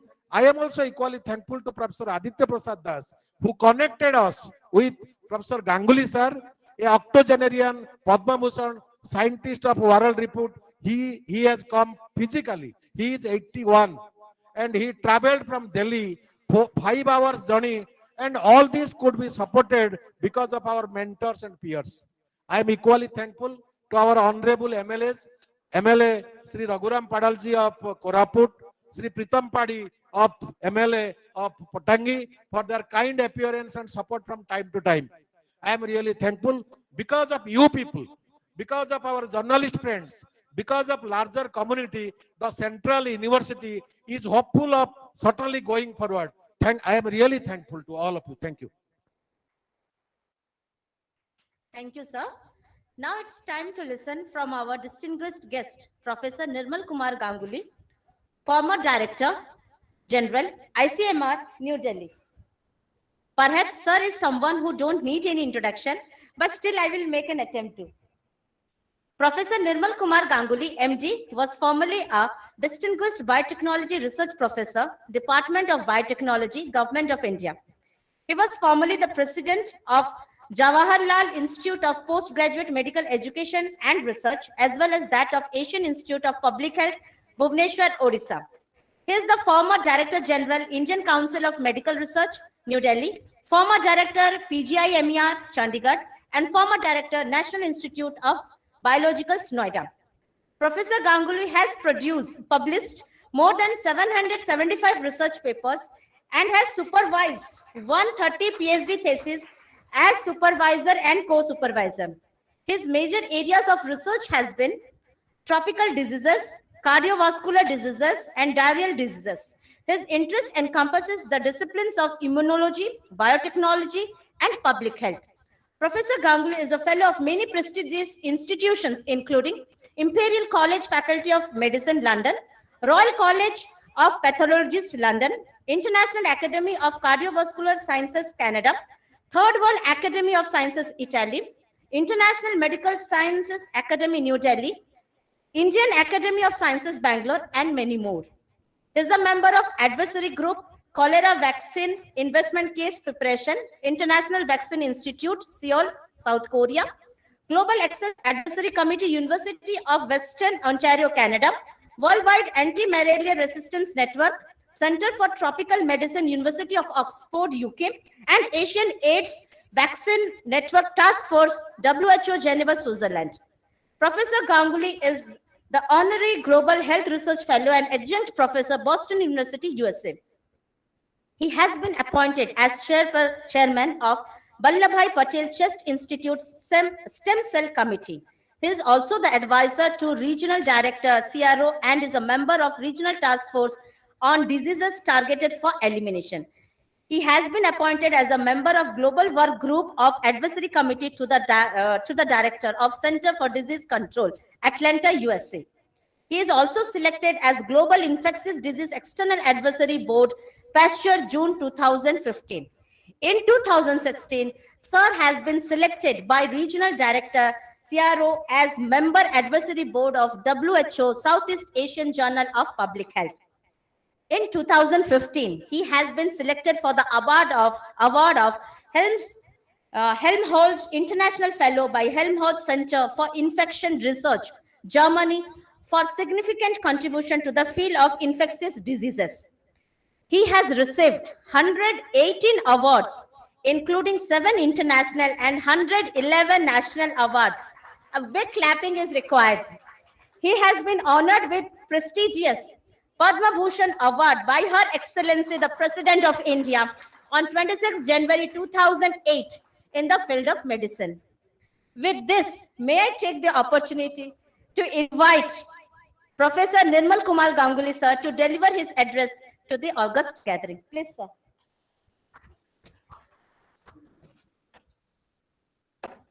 Thank you very much for these nice words. Honorable Vice Chancellor, Professor Palita, the Honorable Registrar of this University, Mr. Das, and the Honorable EC members, many distinguished guests who are over here, as well as the faculty and beloved students. It has been extremely educative to us to be here with you, and I'm really overwhelmed. This song which I heard, which started the situation, that Utkal Janani, was something which brought tears in my eyes, that the love which this song expresses for the state. Also, I learned from the Professor Palita that any disability is not a disability. He doesn't take help of anyone. I tried to help him, but he was climbing stairs, he was climbing stage all alone. He was climbing on this rostrum without any help. So I'm sure that with the person of this determination, this organization will go a long, long way. So let us reflect on something which we heard today. One of the things which our Honorable Mr. Dharmendra Pradhan said, that Bodo Shopno Dekhiba, live with the big dreams, because if you can't dream, you don't achieve. So one of the things which I teach my students, that please learn to dream. Read Panchtantra, read Hans Christian Andersen's Ugly Duckling, read Brothers Grimm's, because then your walls could be of jalebi, your roof ceiling could be of kalakand, and your horse could fly, anything. So your imagination really goes big, and if you think big, you achieve something, definitely. So this was a big message from him. The other message I got from Mr. Amitabh Khan's lecture, that he said that just education is not enough. You may have degrees, but you can still remain uneducated. learn music, learn sports, take part in this, learn of your culture, learn of your heritage. And that's what Prime Minister said in our lecture in the 15th August. But Mr. Pradhan also said that learn English also, because you need to communicate with the world, and in this global era, you need to become global. There are some very nice things which have been tasks which have been given to this place. These tasks apply to building up the tribal heritage, tribal culture. Its produces which are produced over here, making them global, learning the biodiversity of this particular area, creating organic farming, ultimately improving the life of the population and community over here. That was a big task, and if this university wants to do that task, it has taken the first steps towards that. Digital communication, communication and advocacy. We have Mr. Behra here, who is a communication expert.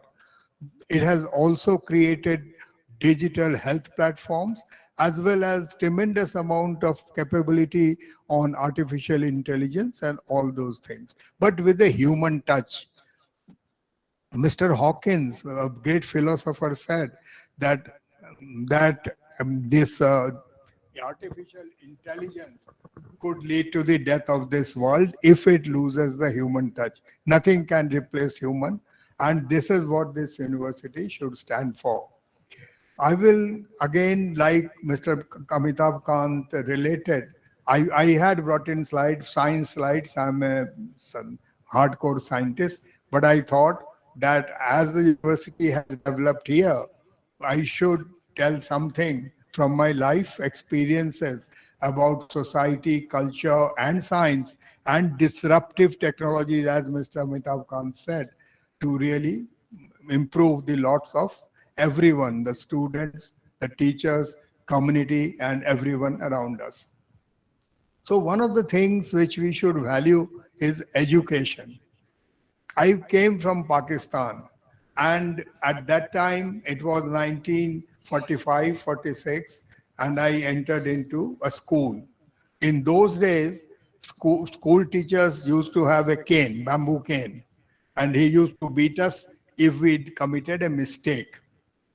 So I ran back to my mother and said, I'm weeping, I don't want to go back to school.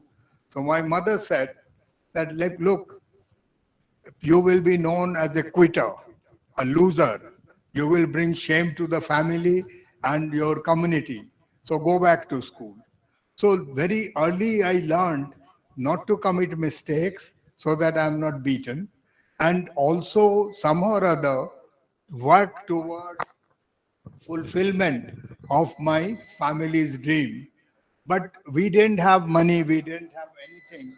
So when I passed my high school, my father said that, son, now you have to join our job because we have to teach your siblings.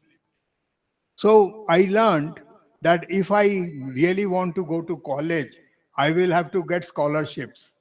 And not only get scholarships, if when I graduate from medical school and do post-graduation, I will have to uplift my siblings also. But when I did that, I thought that I need to help others who were not this fortunate. So when I was teaching in PGI Chandigarh, my house was, I don't have any children, my house was open. Anybody who didn't have a hostel, they could come and live in the house, eat in the house, and study in there. And after I retired, I set up 6 major laboratories for disadvantaged persons who has crossed an age where they will get a job, giving them a pride of the place, making them good scientists, and keeping these institutions and centers which I set up sustainable. So this is some of the things that we should never forget, that education is an important part. But if you have been educated, there has been lot of contribution of your teachers, of your parents, of your community and of your friend. And if you have failed, it is your fault.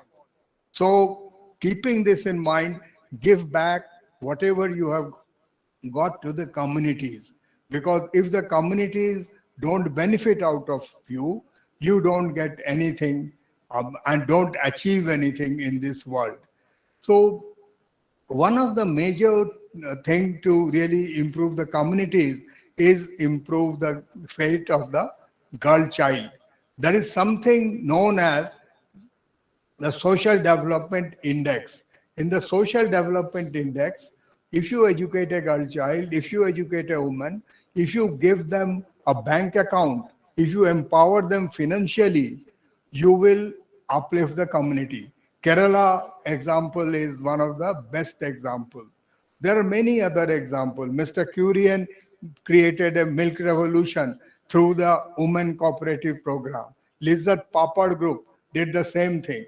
Dr. Swaminathan did the same thing. Women farmers of the South creating a chain and network out of it. And I give you one few other examples. There is a scientist known as Dr. Jana. He did a Sonagachi experiment. Sonagachi is a place in Calcutta where sex workers live. And that time there was AIDS epidemic and they were very, very vulnerable. So what did he do? Firstly, he opened a bank account for everyone. So this gave them financial empowerment. The second thing which he did, that many of them were educated. He opened a cooperative society for them. So their bank started getting money and they could buy producers from them.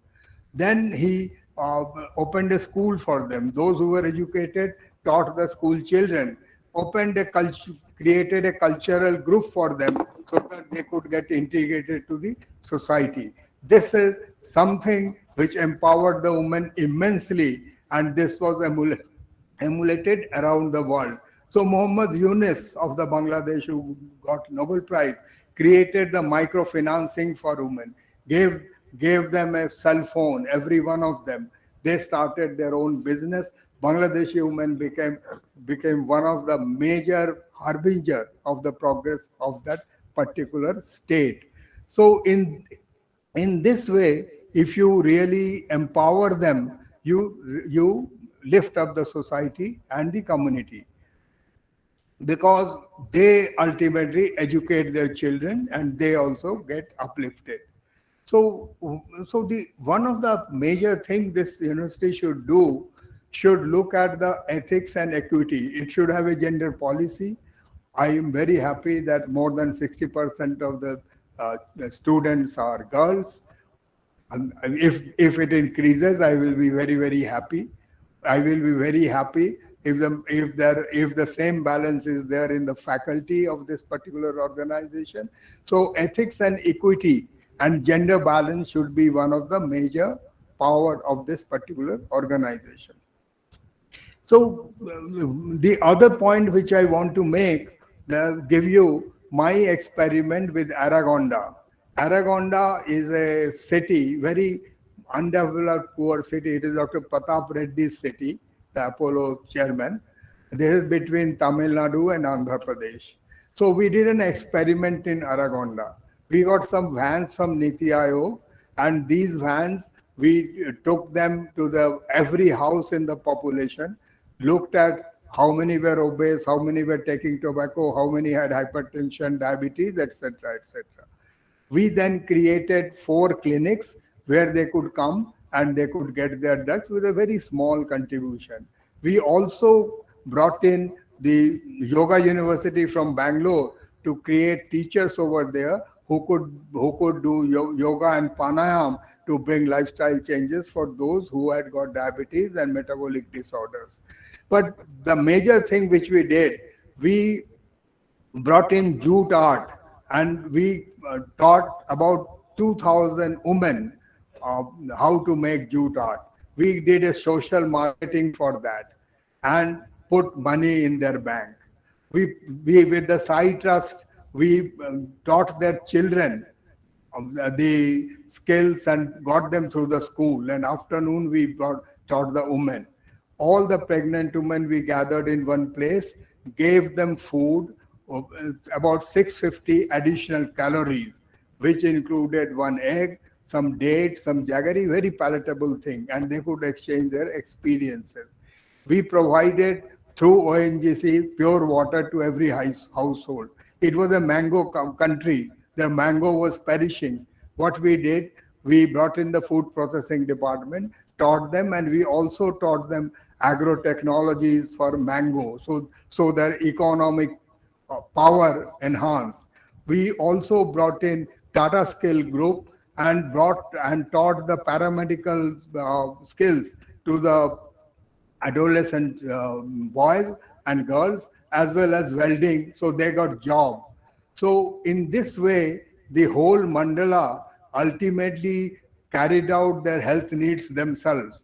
Using the Prime Minister's Yojana, they got their treatment in the 50-bedded hospital.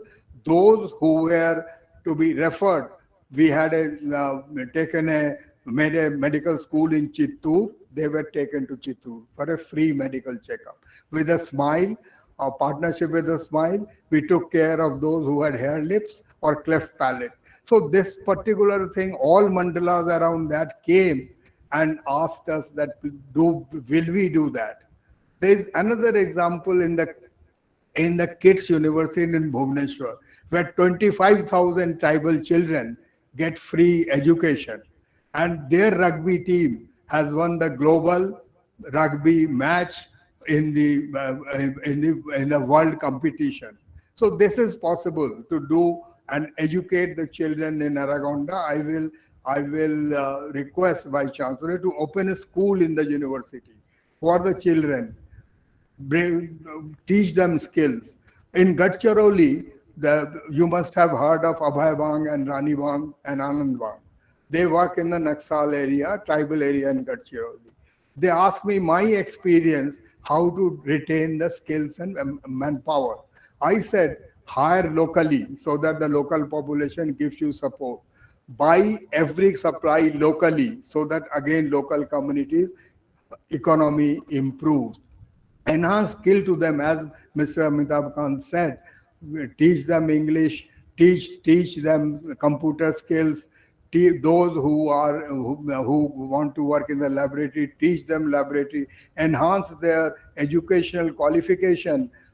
And give them, some people give them MPH, whatever you can give from the university, and then release them to the world so that they go and then enhance the prestige of the university as well as the population.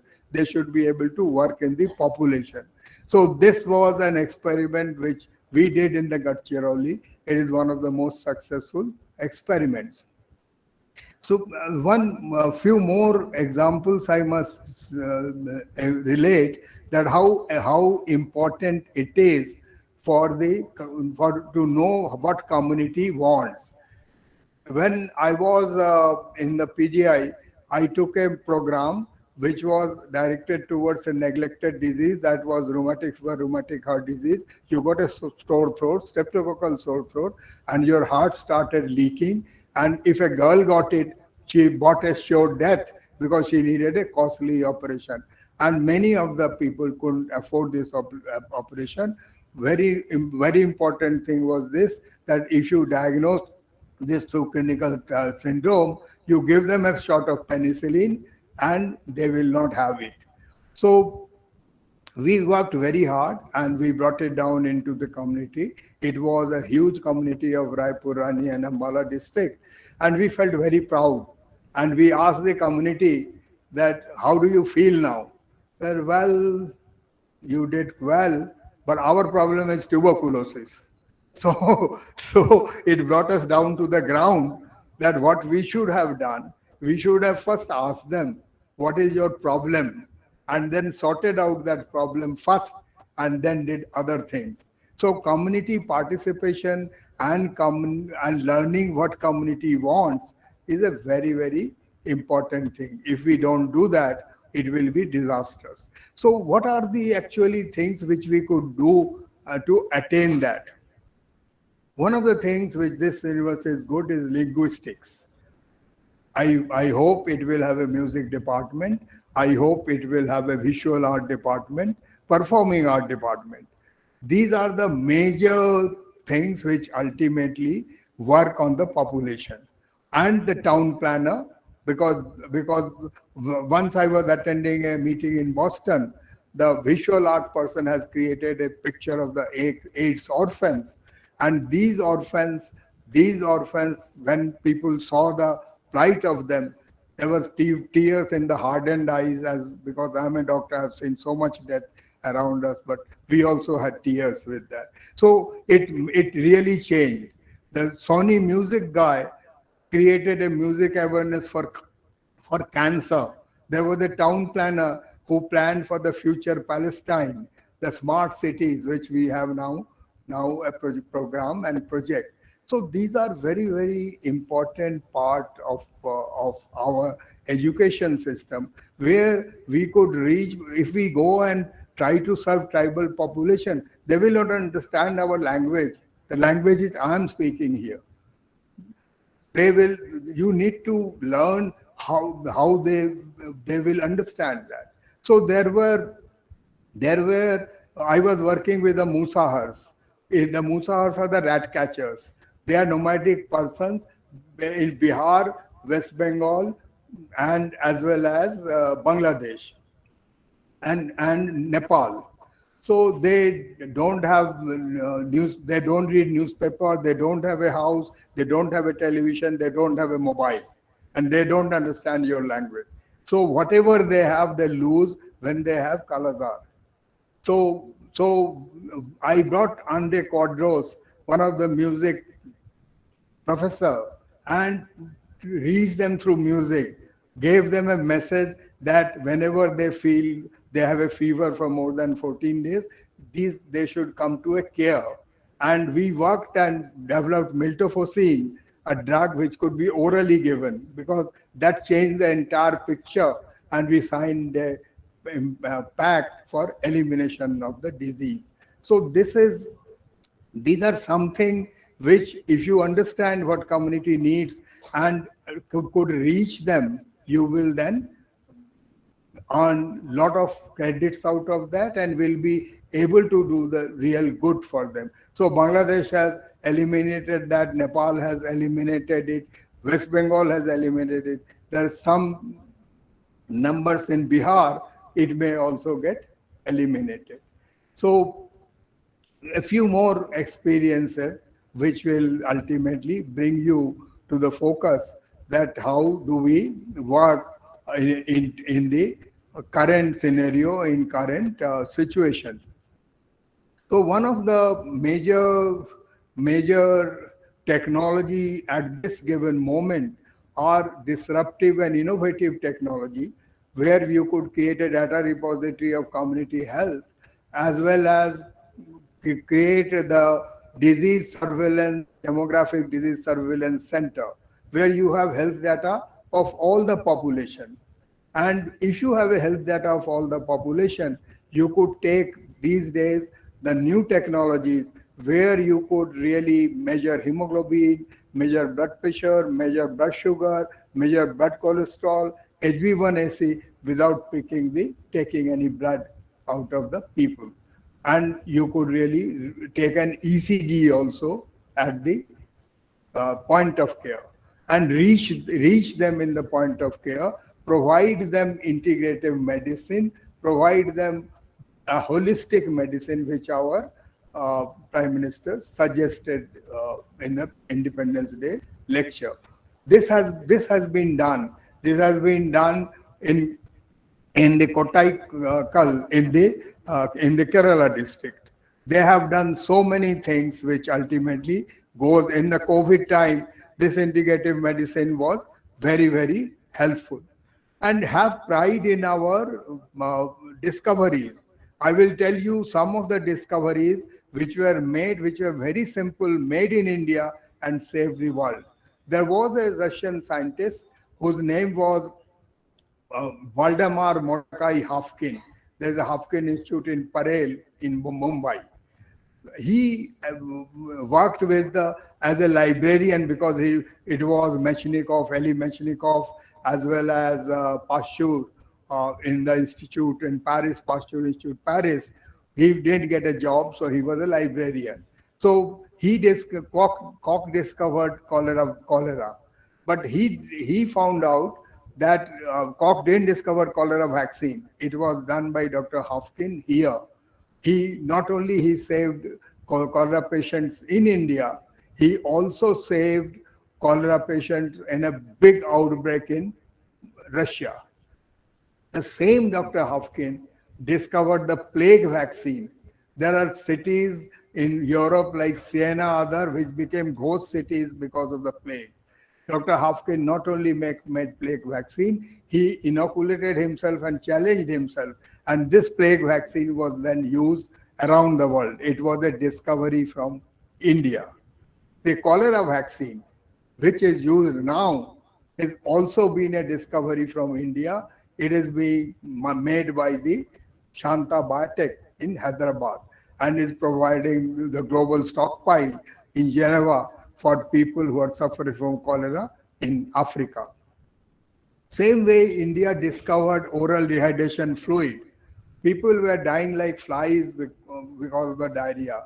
There was a scientist known as Dr. Mala Nabiz. He decided, I will never do a government job. I will need an independence. He with Nalin found out that glucose as well as little bit of salt pushes water back into the body, and it brought out the global rehydration fluid. The global rehydration fluid ultimately changed the scenario. Now the diarrhea deaths do not happen.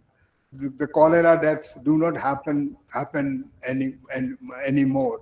This was discovery from India. Malaria parasite was discovered in Secunderabad by Ronald Ross. The Donovan discovered the Leishmania donovani. Dr. UN Brahmachari discovered the first chemical drug in the world, that is the urea stuvoglucamine. The same way Yalapraga Rao, he discovered tetracycline, and Dr. Ramachandran discovered the triple helix structure of collagen, all from India. Many Indians got Nobel Prize working from outside. But all of these were very simple things. All were discovered in India. All were taken out to the world and improved the fate of the world. So we need to really make our people observant, our students observant. We need to teach them something which they could use, they could hold in hand. We should take our communities in confidence and only set a priority. We should learn out how to finance these. The 5 laboratories which I just told you were financed by innovative means of financing. The Bhubaneswar University of Public Health, which I talked to you, it was not built by the money from the government. It was built by the money from the people. And so if you know how to do innovative financing for the education, it is possible to innovatively finance this structure. Only as our Honorable Education Minister said, that we will have to dream big. And not only dream big, we should also give back to society something which they need. If we are not able to give them back, it will be a tragedy. If you really look at the majority of generic drugs around the world are supplied by us. 90%, 85% of vaccines around the world are supplied by us. Our industry has become the major harbinger of IT hub and IT policies, and it exported it around the world. So we have the power, we have the imagination, but we need to really ultimately make people demand them. If people don't demand them, it doesn't go to political will. So I described to you the famous triangle of Anna Flischer. The top of the triangle is the knowledge generation. Then it is knowledge management. And third is the knowledge translation into a product. Here it stops. It doesn't go to community, it doesn't go to people. Because people need to like it, people need to know that it will benefit them. I will give you just one example. I had a car which my wife disliked immensely because I wanted to pack as many people in the car as I can. It was useful for me. So when I came to Delhi, first thing my wife did, sold that car because she didn't like it. And she bought something which she liked. So the people have their likes and dislikes. And we need to understand those likes and dislikes and should inform them. There are something people wanted which are wrong, but we never informed them because we thought that if we have a coronary bypass, you will have a new heart. Not telling people that it is a lifestyle changes which will keep them healthy. So Kerala, every villages in Kerala, district in Kerala have coronary bypass factory. Somehow or other, we have a thinking that if we have a male child, we will go to Swarg, somebody will burn them. During COVID days, nobody was burned, all male childs were in the United States. Girl child actually cremated their parents and looked after their parents. So the IVF, so we created IVF clinic, state of art, because it was purchased, every city had it. And all kinds of nonsense happened because people wanted that they should have a child. And in Thailand, the girls, about 1/3 of girls don't get married. They look after their old parents, they look after the community, and the community has got one of the best health indices over there. So this is something which we need to understand. We need to tell communities, educate communities, and one of the major things there is the education and advocacy and communication. This institute should have a course on that, and particularly in the health communication and advocacy. And a health economic, because there is an economics department, and our announcer was from the head of the economic department. And everyone asked that how much will it cost? How we will fund it? Are there innovative method of funding? Once I was in a funding organization where the finance ministers of different countries participated.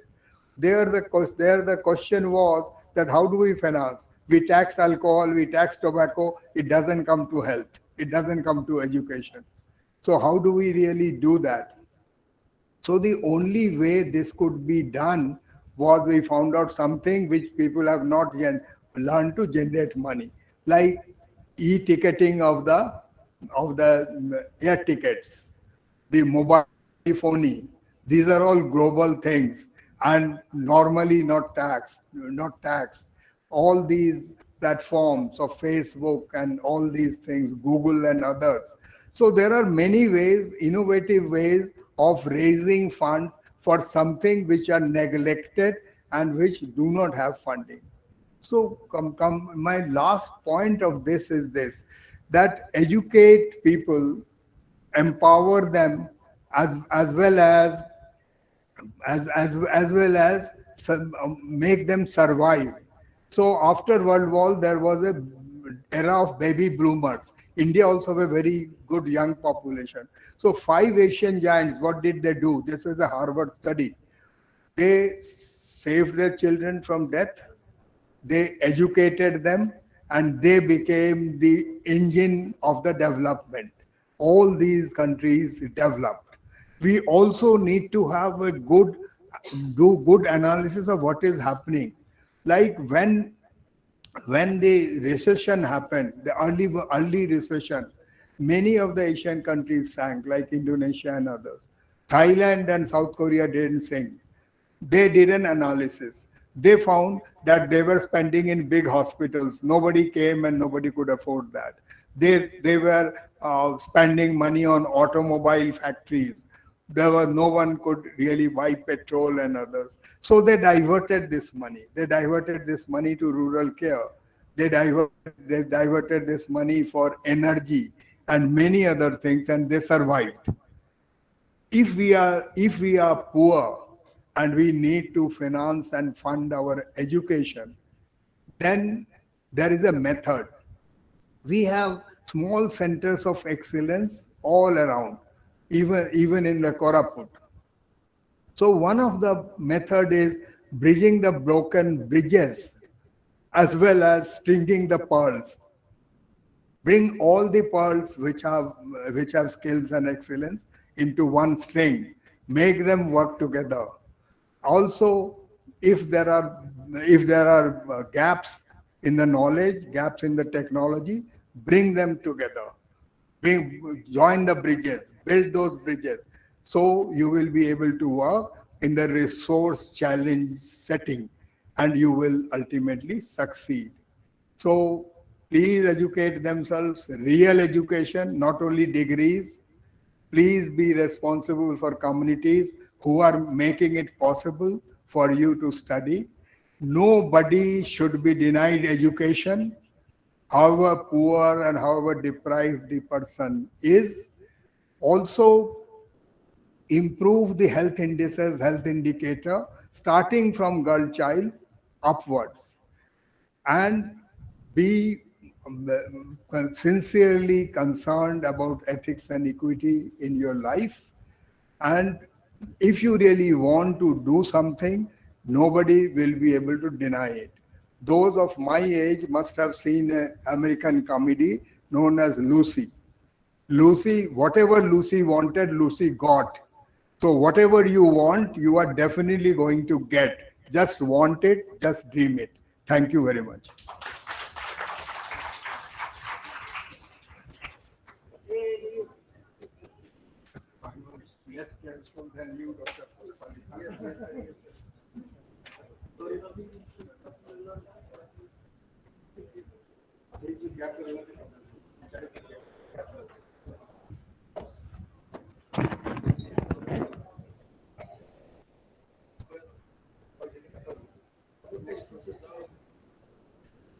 हाँ ठीक এটা হচ্ছে না ইনঅপারেশন আছে thank you so much sir for your motivating words to the august gathering. Now we have joined by Shri Krishna Singh, Sarvodaya leader, popularly known as Koraput Gandhi, and Mr. Bruno A, Commandant Cobra 2002 Battalion. We welcome you, sir, and for this 14th celebration of Foundation Day, Central University of Odisha. Moving forward, I feel proud and privileged to announce that Central University of Odisha has been nominated by UGC as the regional center for Eastern region, 5 states of Eastern India, Odisha, West Bengal, Bihar, Jharkhand, and Sikkim for the capacity building of teachers as master trainers in community-based participatory research. Central University of Odisha has successfully organized its first face-to-face master trainers training program on capacity building of faculty as master's trainers for community-based participatory research from 7th to 9th June 2022. I request Professor Nirmal Kumar Ganguly ji to kindly release the report edited by Dr. Ramendra Kumar Padhi, Coordinator and Nodal Officer, Unnat Bharat Abhigyan, the flagship program of Ministry of Education, Government of India. Please, sir.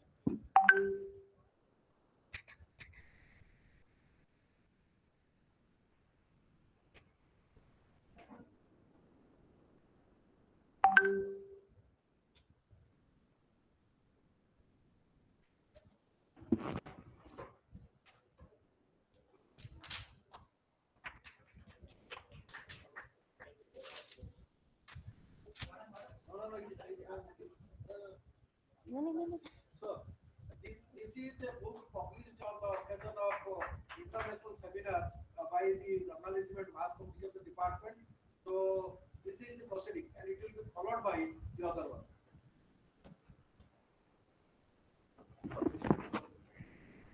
I once again request Sir to release an e-book titled Recent Trends in Communication Research. That is done. Yeah, please tell the first one.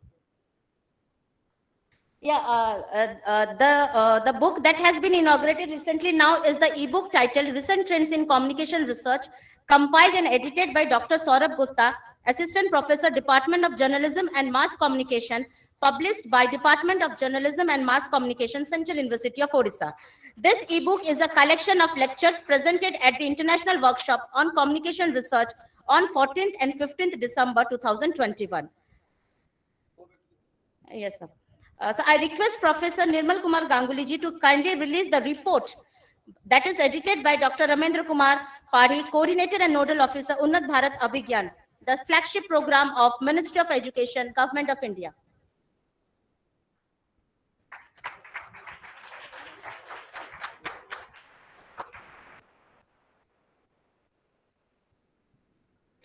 Many congratulations to the editors of CBPR report. Now, I would like to request our Honorable Vice Chancellor, Sir, and respected Registrar, Sir, to felicitate our dignitaries as a token of our gratitude and reverence. First of all, requesting Honorable Vice Chancellor to felicitate our distinguished guest, Professor Nirmal Kumar Ganguly ji.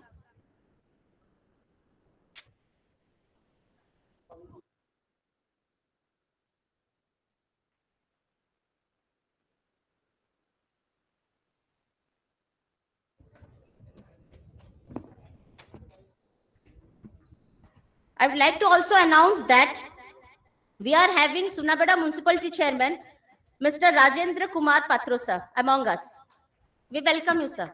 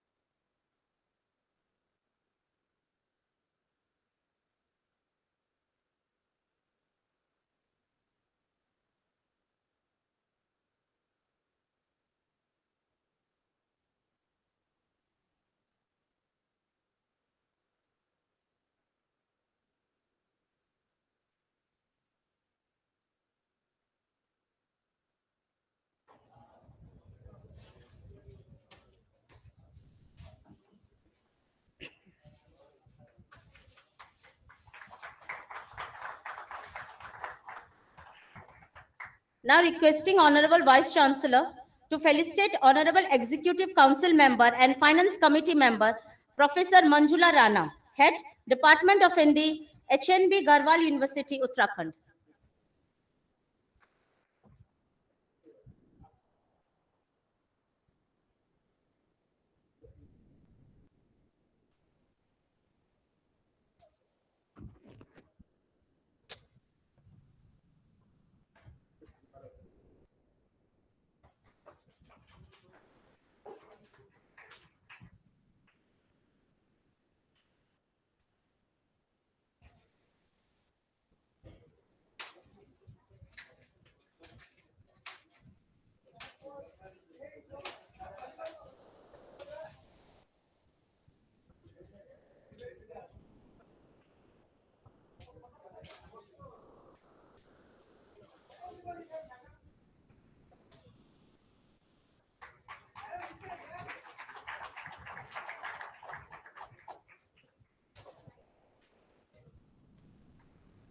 requesting our respected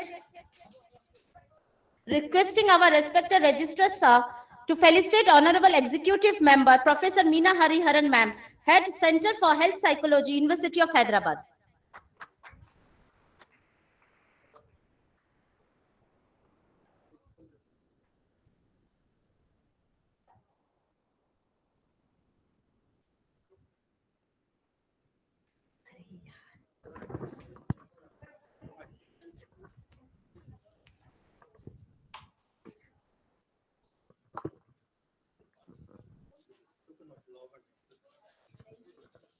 इसको खोल के दो। खोलने के लिए भाई बहुत heavy लगता है। এটা যদি খোলা আছে এটা দিয়ে দিও। এটা খোলা আছে।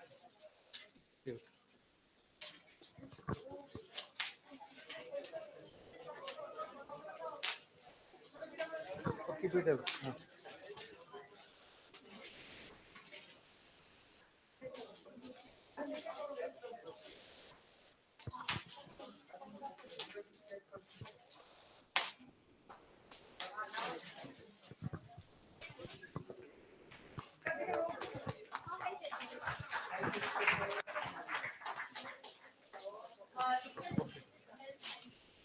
Requesting our registrar sir to felicitate Professor P.S. Rana, Head Department of Economics, HNB Garhwal University, Uttarakhand.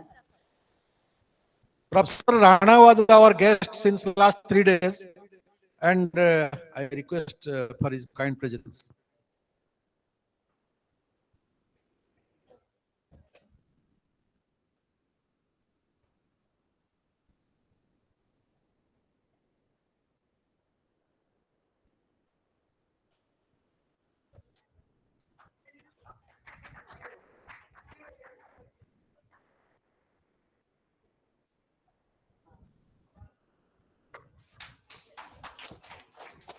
Now I will request Madam Meena Hariharan and Madam Manjula Rana to say a few words on this auspicious occasion.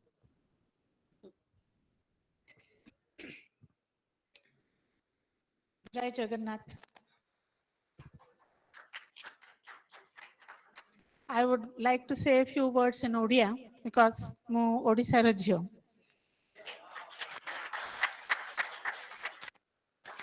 Mu Odisha जन्म होइछि पढ़िछि तापरे Utkal university रो alumni Odisha मते जहाँ भी देइछि आज मु जहाँ भी अछि it is because of Odisha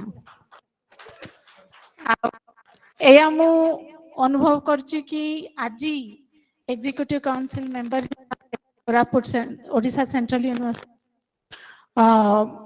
काम करबा पे मते सुजोग मिलिछि सेटा it is an opportunity to give back to that which has made me what I am. आउ बहुत बहुत मोर शुभकामना for Odisha Central University is doing very well, and I should say that in spite of so many disadvantages, so many problems that I have faced, have been marching forward. So I would say that it's a resilient university. Coming from the background of psychology, those who shine in spite of a number of disadvantages and deprivations are called resilient. So Odisha Central University, sir, is a resilient university which is emerging and which I hope will emerge as a diamond in the nation, because the diamond and gold which receive lot of hitting and lot of erosions, they emerge and they shine well. So all the teething problems that you are having now are only to make you a diamond. So I wish you all the best, and I wish Odisha Central University a great future, so that we would like to see it emerging as one of the best universities, not only in the nations, but globally. Thank you all, and thanks for all your good words and your affection. Thanks. जय उत्कल जननी, जय जगन्नाथ। आप सभी जो इस सभागार में उपस्थित हैं, उनके बीच में आज मैं अपने आप को पाकर बहुत गौरवान्वित महसूस कर रही हूँ।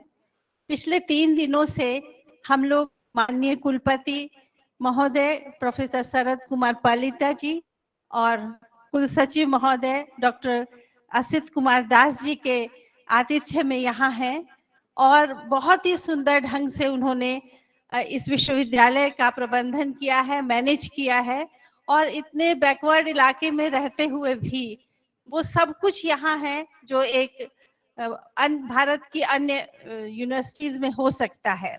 बस मेरा आप सभी स्टूडेंट्स से ये रिक्वेस्ट है कि अपनी आंख में बड़ा सपना रखिए। वो दिन दूर नहीं है जब आपके सपने पूरे होंगे, क्योंकि हौसलों की उड़ान आपके ही पास है और वो सारी आशाएं, वो सारे भविष्य इन आंखों में मैं देख रही हूँ जो आज युवा वर्ग के साथ हैं। तो मेरा आप सभी से निवेदन है कि इस विश्वविद्यालय को आगे बढ़ाने का सपना देखें और निश्चित रूप से ईश्वरीय अनुकंपा और आपका जो परिश्रम है वो इस विश्वविद्यालय को ग्लोबल स्टेज पर ले जाएगा। Thank you so much. Thank you, Madam Manjula Rana and Madam Meena Hariharan, for your kind words and encouraging words. We will try to live up to the expectation. Thank you, Madam. Thank you. Please.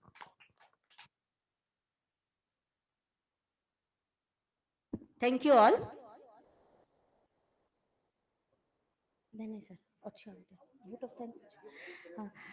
Taking the program to the final level, may I request our Dean of Student Welfare, Head in Charge, Department of Education, Dr. Ramendra Kumar Padi, to offer formal vote of thanks.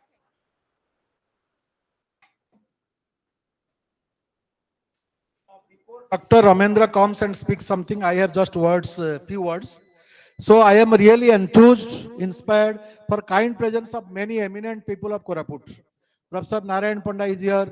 The municipality chairman of Sumilguda is here. I welcome all of them because it is a very large family. Without the support of them, even up to the honorable MLAs for their support, and I am really overwhelmed for their greatness of coming here. Friends, I want to tell one thing. This year we have joined CUET 2022, and beyond our imagination, we have got 1,29,000 applications. Usually we get up to 14,000. This has gone beyond our imagination, and we are expecting a pan-Indian presence in our campus. It will be a great thing. Our university is 13 plus now, and we are living back childhood, coming to adolescence. I assure, by the time we reach our youth, certainly this university will come up among big universities of the country. And now, among the 47 central universities, as per Outlook finding, we are in 25 position. But I assure you, by another 5 years time, we will be among the 10 best. And I require support of everybody, the statutory members, executive, finance, everybody, and our mentors, visiting professors, and our local partners, as well as our well-wishers from the entire community of Odisha, that we have to march ahead. This is the single central university. This requires love, affection, care, and cooperation to take it forward. We will certainly succeed. Thank you all. Dr. Ramendra.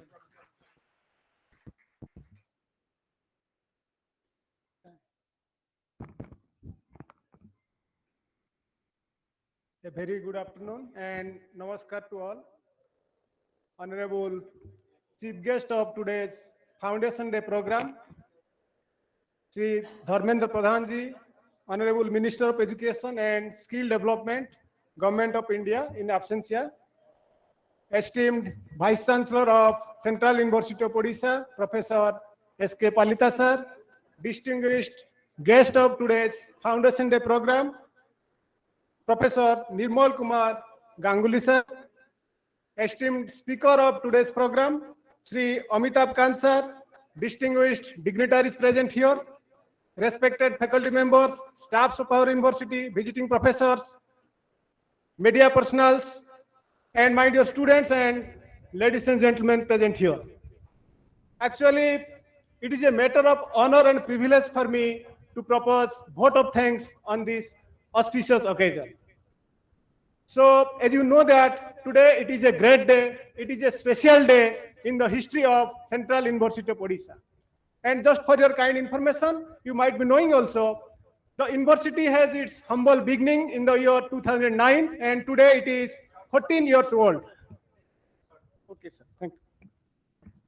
So I would like to take the golden opportunity to convey my sincere thanks to our Honorable Chief Guest, Sri Dharmendra Pradhan ji, Honorable Minister of Education and Skill Development, for taking the time despite of his busy schedule.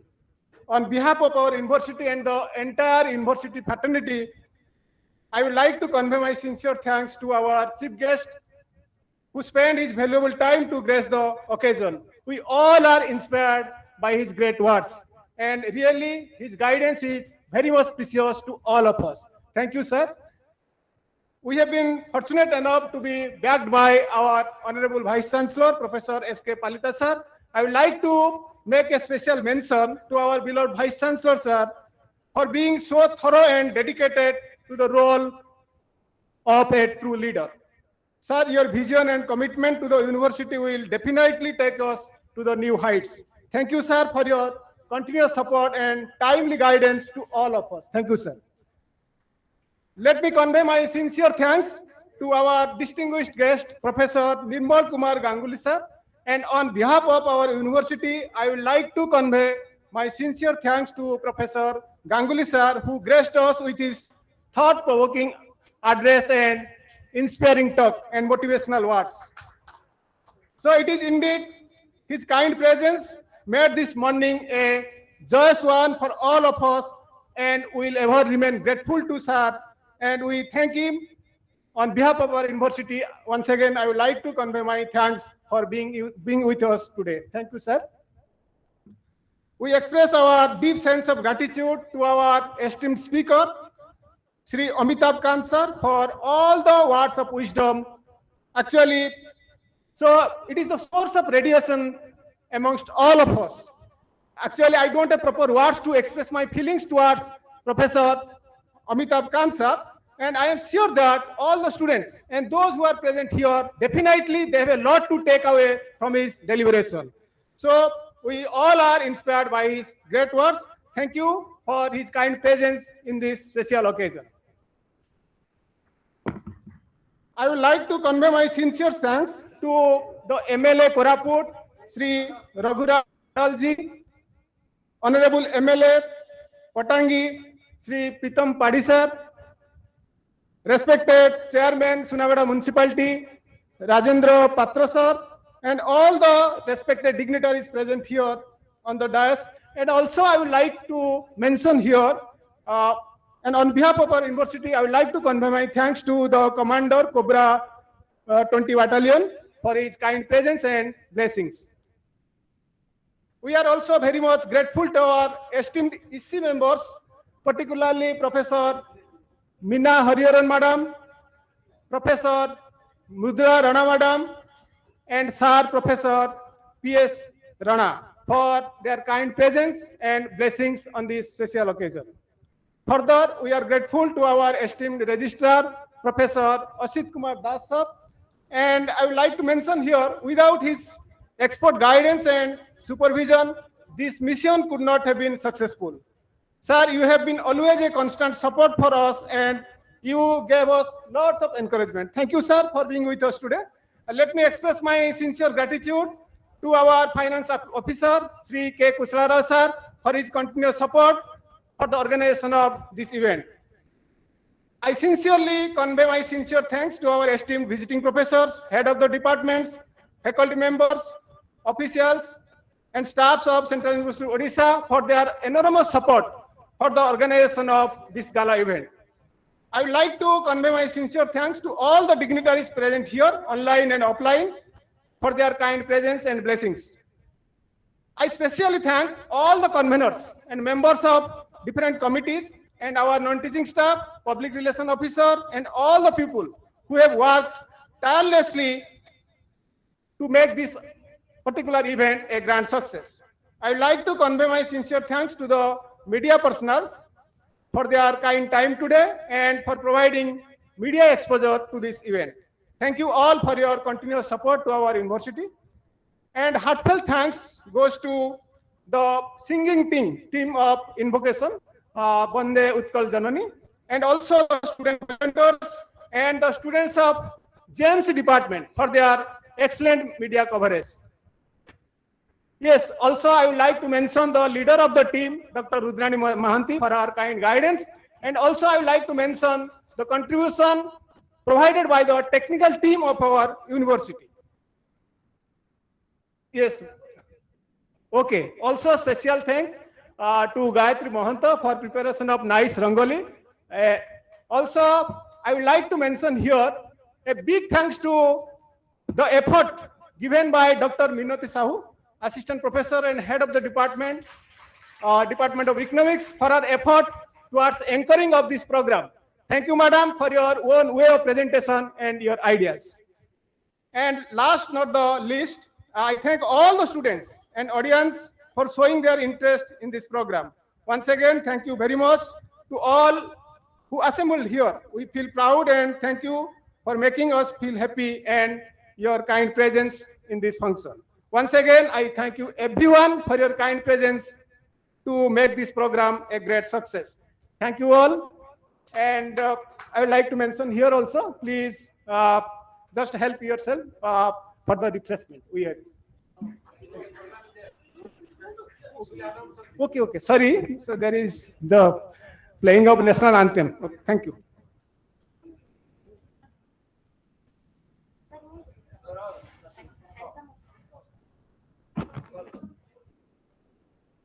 Thank you so much, sir.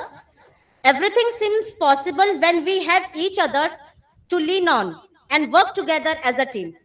On our Foundation Day, we take a pledge to work earnestly for the growth and development of our university from all aspects. Thanking all of you again on our Foundation Day for making this journey a successful. Now, I request everyone to stand for the national anthem.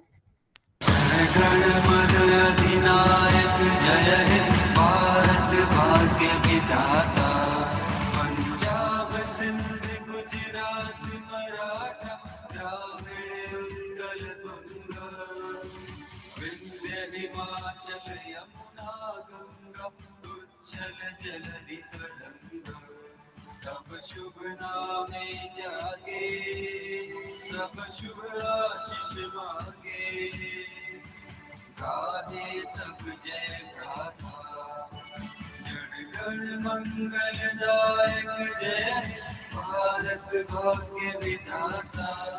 जय हे जय हे जय हे